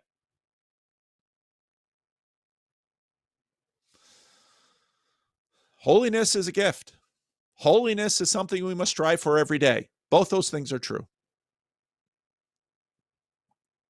We need to engage in the world and save them. It got me thinking, if Orthodox Catholic Protestants lay themselves out on a scale of being more internally focused in their spirituality to more externally focused, would you agree with that? Now, they're all shot through with contradictions. I mean, so let's buy for a moment the current, which I don't think is terribly accurate, idea that via Jordan Peterson that, the Orthodox have theosis and nobody else does. I don't think that's true. Well, then why did they build Constantinople? Well, because that was reaching towards the heavens. Yeah. So is that spiritually? Is that spiritually focused? Or is that physically focused? Well, it's both. And Calvin's Geneva, same thing. New Haven, Connecticut, same thing. Puritans, same thing. Anabaptists. I mean, Anabaptists are the most organized anarchists I've ever met. This is the way these things go. We're anarchists. Let's have an anarchist meeting. Isn't that an oxymoron? Maybe an anarchist conversation is an oxymoron, because conversations are ordered. But they're order and chaos. And so it's all of these working through these dualities and different mixtures. And the same thing is about, so I'm going to have to watch that conversation. That's going to be quite interesting. Also, your recent conversation on existential delight podcast was wonderful. That was a terrific talk. I really enjoyed that one. That's why, my wife sometimes, I keep the randos line open, and I take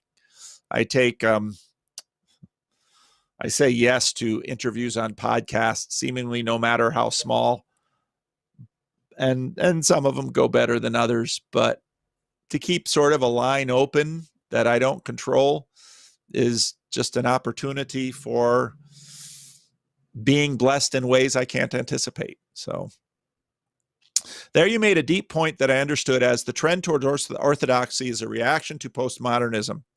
But the problems, questions which led to the Protestant Reformation are still unanswered. So there will be deconstruction again. I think that's true. What are those questions? Those questions involve this. How do heaven and earth match up? Should you take a vaccine? Is Constantinople the kingdom of God instantiated? And what does it mean that Islam ate up so much of the Orthodox Church? I mean, one thing I hear, there's a book that Philip Jenkins wrote, which hasn't gotten, I've an Orthodox priest who is writing an exhaustive history of the church. He sent me an email. I still have to respond to him.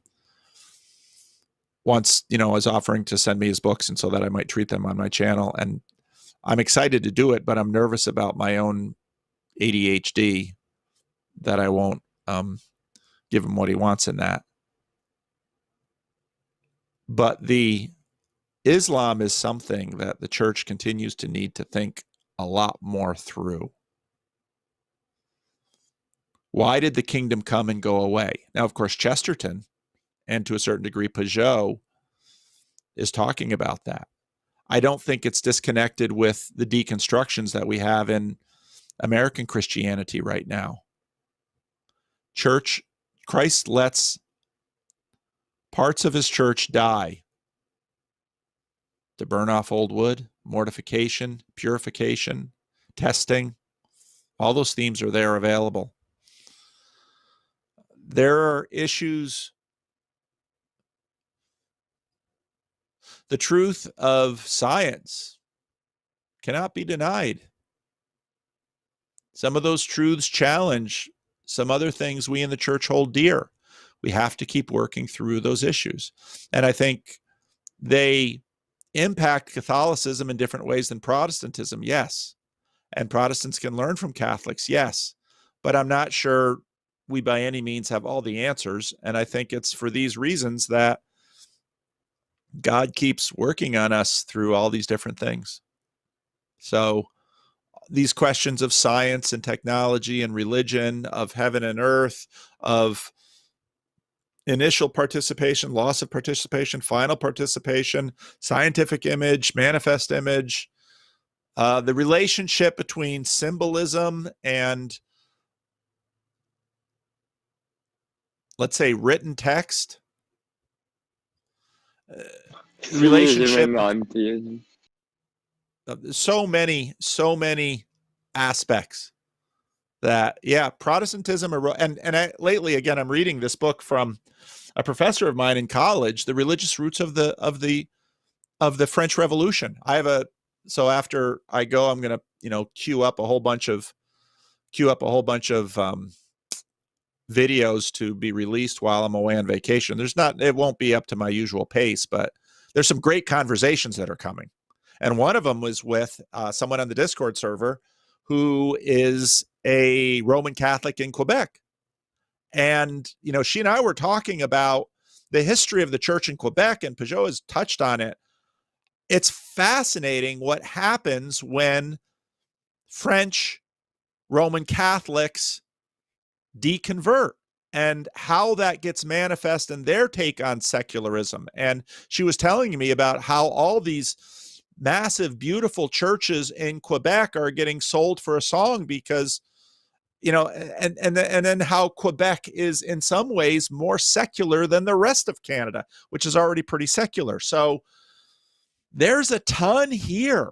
And again, my thesis, which I asked my former professor about did the French Revolution happen because they suppressed the Protestant Reformation? I think there's a lot of truth to that.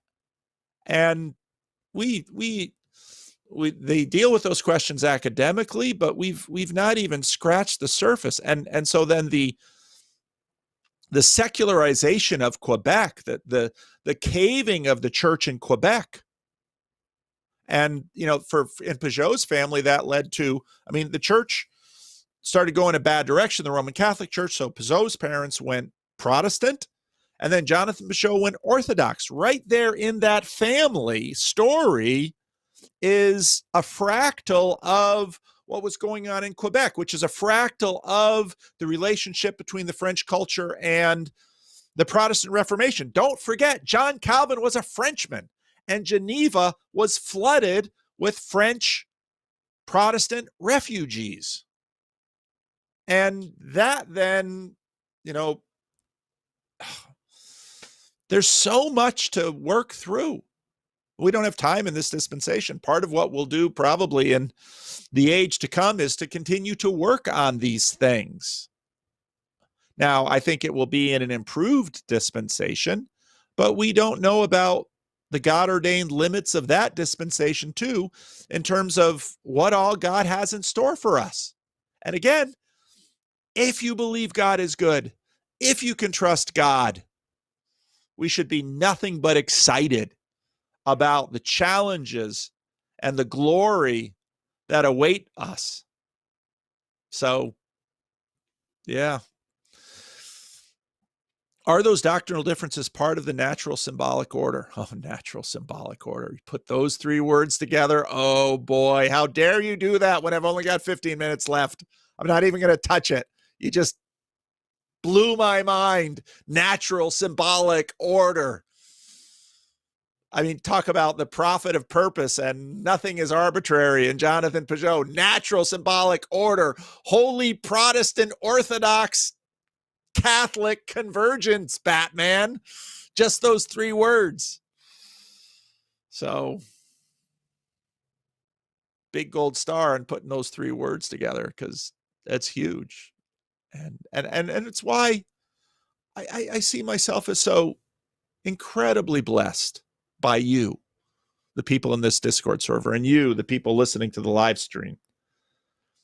I'm just astoundingly blessed by Christ's gift to me of knowing you and having the opportunity to explore and be a part of what I think is such an exciting new work that Christ is doing in our midst. And you might say, well, it's just a few hundred or a few thousand people that are doing this.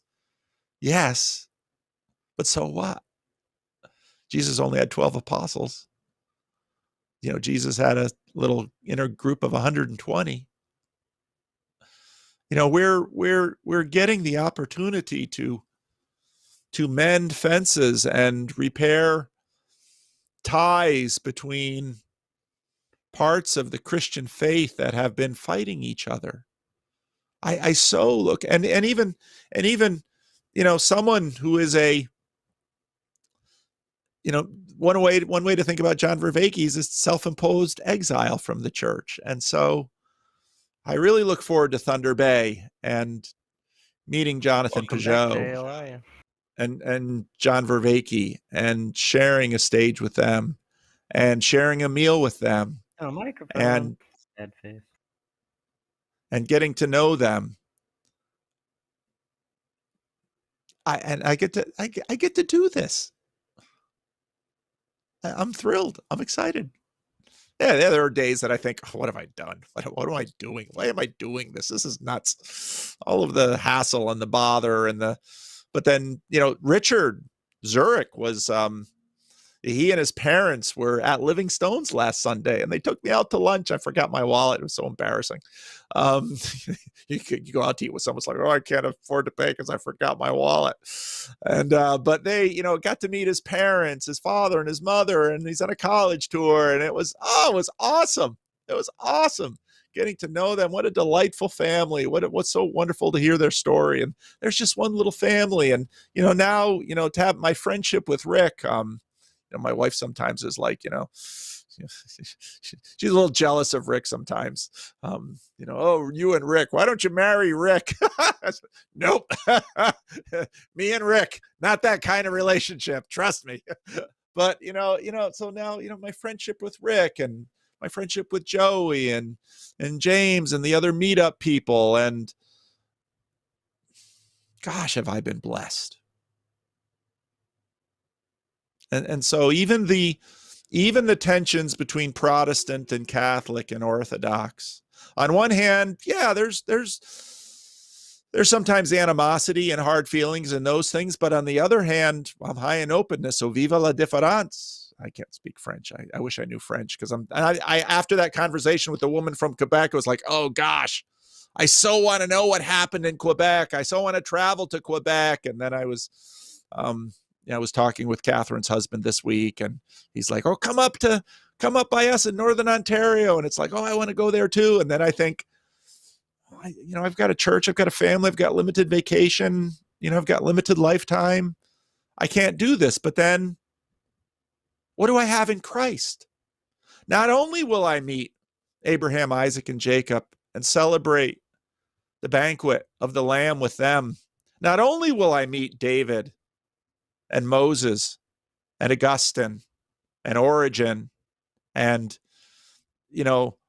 maybe even Plato and Socrates and Aristotle, who knows? And not only will I meet all of these people, but my friendships that I've just begun with all of you, these won't be limited and cut short by death. You see, I get this, Sunday, I have Sundays and Fridays with Rick, and we have a good time. And, but there's more in Rick and more in me than we can touch in this life. And then there's not only Rick, there's Joey, and there's Mike, and there's James, and there's my family, and then there's the people at Living Stones, and then there's you here in the Discord. There's Job and Jonathan Dunk, and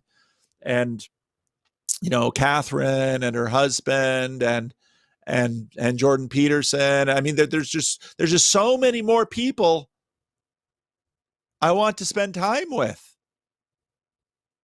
And there's not enough time in this world and in this dispensation. And so what Christ offers me is not only communion with him and growing further and greater with him, but also doing this with each other and with all of you, on and on and on. And so I hear an atheist say, eternity would be boring. And I think, I don't know, because chances are, if just the little sample of humanity I've had the opportunity to meet in my short little life now, multiply that how many times, unburdened by all of the stuff that sort of impairs us now,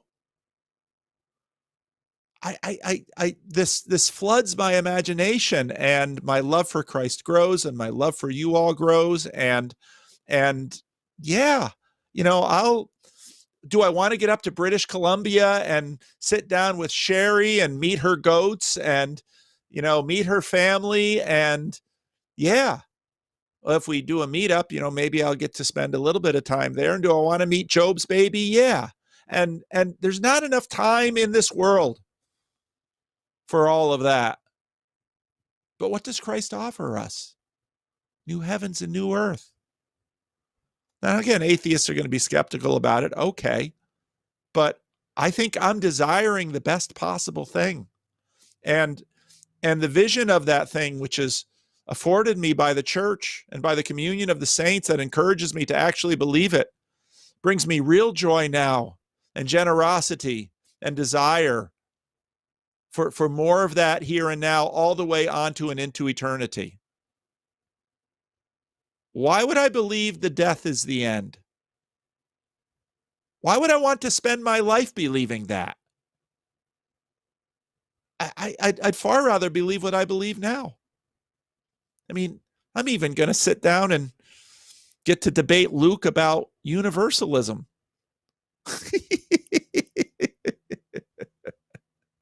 Say, yeah, Luke, well, are some of these other people coming or not? Is it going to take them time to get there? I mean, why not embrace Christ and all that he offers, resurrection from the dead? I don't. Why do I believe? Why would I not believe? Nobody has shown me anything better to believe and to point my life towards. And what I see in an estuary like the Bridges of Meaning Discord and the friends that I'm making and the conversations that I'm having, it just intensifies all that belief and makes me want more. And knowing that, I'm in my 50s now, my birthday is tomorrow. My time in this, my father died at 77, and I think about that, and it's like my sister died when she was 53. Tomorrow isn't promised to me. Going on a vacation, could have a car accident, and that would be tragic, and some of you would shed a tear and console my children. That could happen. That's what this world is. But I believe in the resurrection. I believe in the life of the age to come. I believe in the goodness of God, and that the plans that he has for us, not only in this world, but for the next, are that we would prosper and that we would have his joy and share his joy. And a big part of this joy is the communion we have with each other. And so that's why I'm a Christian, and I'm not giving it up. And yeah, we'll debate all of our stuff between Orthodox and Protestants and Catholics, but that's just some of the things we do now. We're going to do so much more later. If you think Jonathan Peugeot is a good carver now, wait until the resurrection. He'll carve the kinds of things you can't imagine now. And we'll glorify God together. Gosh, why would you want to be anything else? All right, 3 more questions. Okay, end of questions. July 23. One of your past guests have brought up Eric Voegelin. Yeah, he's a lesser-known 20th century philosopher, but I see lots of parallels with him and Jordan Peterson. Interesting. Started his career studying the Nazis and totalitarians, which developed into his magnum opus, Order and History, which delineates how Mesopotamian, Egyptian, Jewish, Greek, and Christian myth formed the symbolic structure of our modern conceptualization of justice and society. Gosh, I'm a light touch. How dare you? There's how many books I own that I haven't finished? Oh gosh, you colonized me. I'm such a light touch. I just want to know more. Would highly recommend checking out the table of contents of his book. Entire book can be found in freearchive.org. Oh my goodness. Not a question. What you've done to me. But something I've anxiously been wanting to inject into the conversation for some time. Well, you got the camel's nose in, didn't you?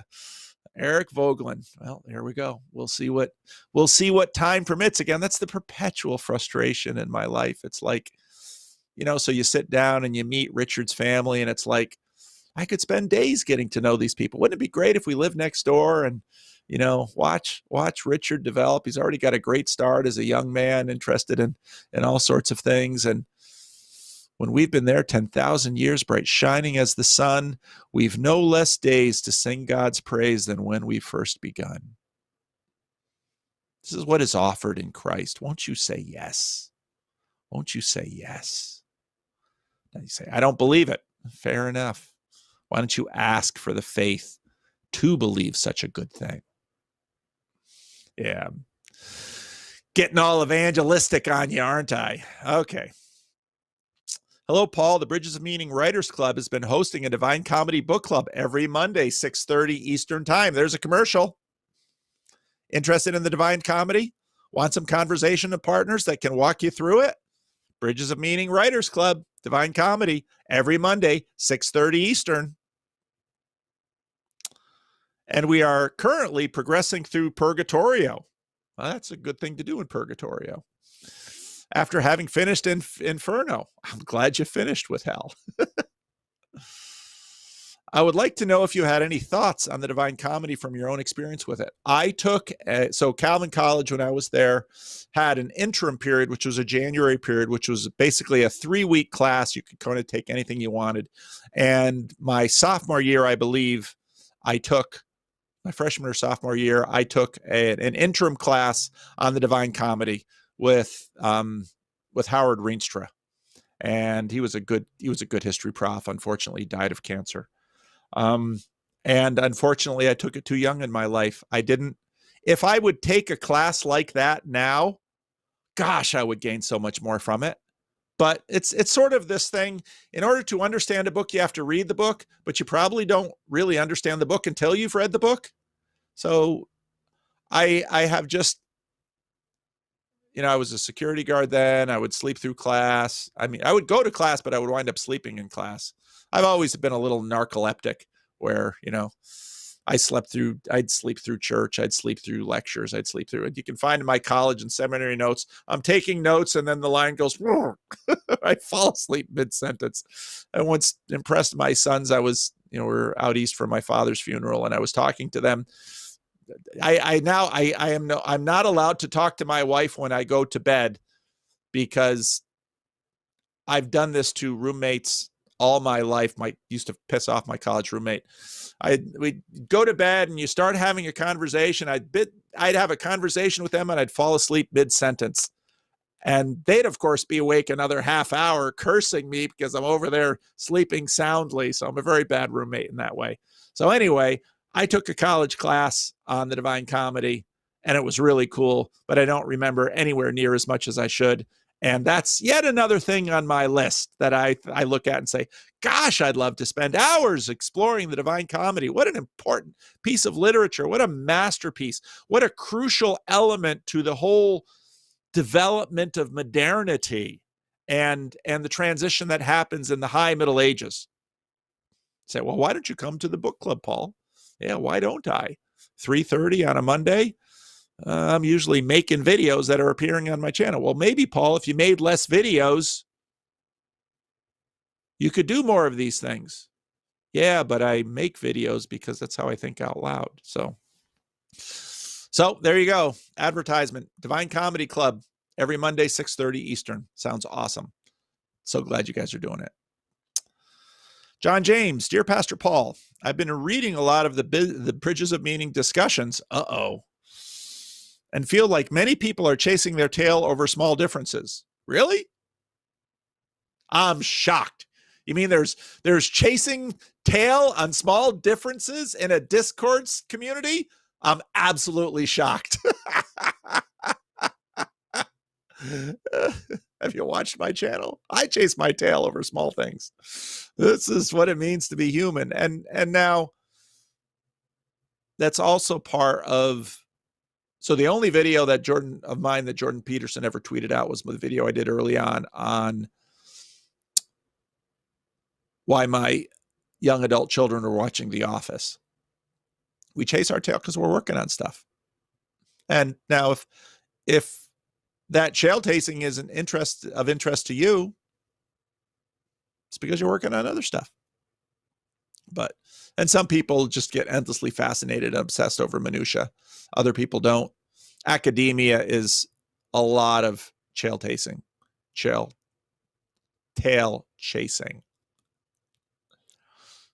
Rick's like, you better cut. You're losing your ability to talk. I'll get to the question. I was wondering if you think that people study their way out of love with Jesus sometimes. Bart Ehrman, cautionary tale. Love of Jesus is why we are all here, right? Yeah, but we also love Jesus with our minds. And as a past, I was just thinking about this the other day. So I brought one of the homeless guys back to the mental hospital again, and he's been in the mental hospital now more than he's been out lately, and there's some real reasons for that. And I've had a relationship with him for about 10 years. And right before I drove him to the mental hospital, I had a really good conversation with him. And I don't know that we could have had that conversation if I didn't have 10 years of history with him. And let me tell you about tail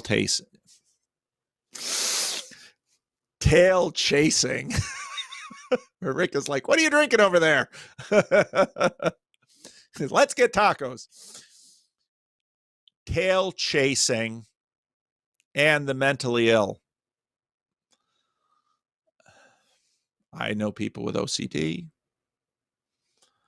With some of these homeless people, some of the things they have told me again and again and again and again and again and again and again. If you think a 2 or a 3-year-old is monotonous, try an adult obsessive compulsive person. I have known this guy for 10 years, and most of that 10 years has been a lot of destructive tail chasing.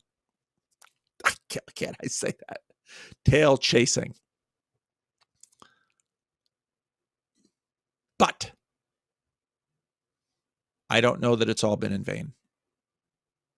Yes, our goal is to love Jesus. Sometimes people need to chase their tails for a long time before the penny drops. And one of the lovely things about dividing people into smaller and smaller communities where they can have smaller and smaller conversations is that this affords different individuals time to get their reps in. And, well, we're about to have the Olympics.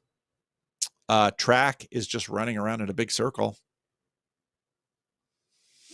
But if you do enough laps, you can get strong and you can know something well. And part of the reason we have distributed so much knowledge in humanity is because there are a lot of tail chasers in the world who know all kinds of wonky things about all things. And there's all of this obsessive attention to details that most of us are completely unaware of. Let's look at the collapse of this condo in Florida. It's a good thing there are engineers who pay attention to tiny little things. Details matter. Now, most of us don't have time in life for details, but the entire development of Christian theology is the summation of a whole lot of tail chasing that sometimes finally gets productive. So I'm not going to discourage people to go into minutia. Hopefully at some point it turns productive. A lot of loving Jesus is caring for people who are chasing their tails. And with some people, when people say, stop chasing your tail, that expression is usually just exasperation and vexation on the part of the person who said it, because you don't stop tail chasers by telling them to stop it. That's the Bob Newhart, sketch. Stop it. And it's not going to stop them. They're working something out. Let them work it out. Now, if you want to be helpful, you're probably going to, as Christ did, descend into their particular miserable tail chasing and probably do a lot of this with them. Jesus got frustrated. Oh, little faith, how long do I have to tolerate you? He says to his disciples. Well, I can't read that, Rick. Meanings.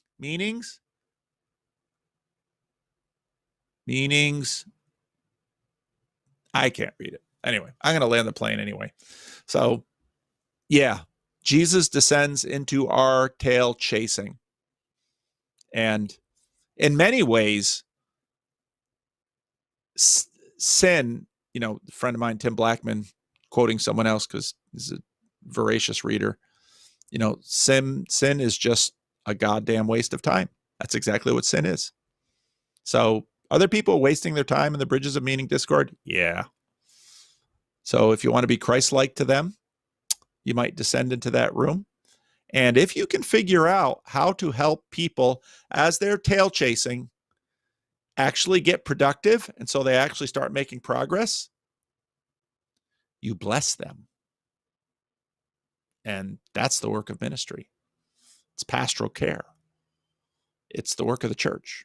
So I'm not bothered by the idea that there are people wasting their time in here. I think it's a good opportunity for some Christian to join them and find a way to creatively bring a word that sheds light so that running around the track and the endurance and muscle that it developed can be put to productive use. All right, that's it for today. What time is it? 12:10. All right, that's about right. Okay, so Rick, you can end. Again, no special guest next week. I don't know if they got one for the middle week. Paul Antleitner is coming for another week. So, yeah, Jonathan Peugeot is the guest in case you haven't figured that out. So, really looking forward to him. All right,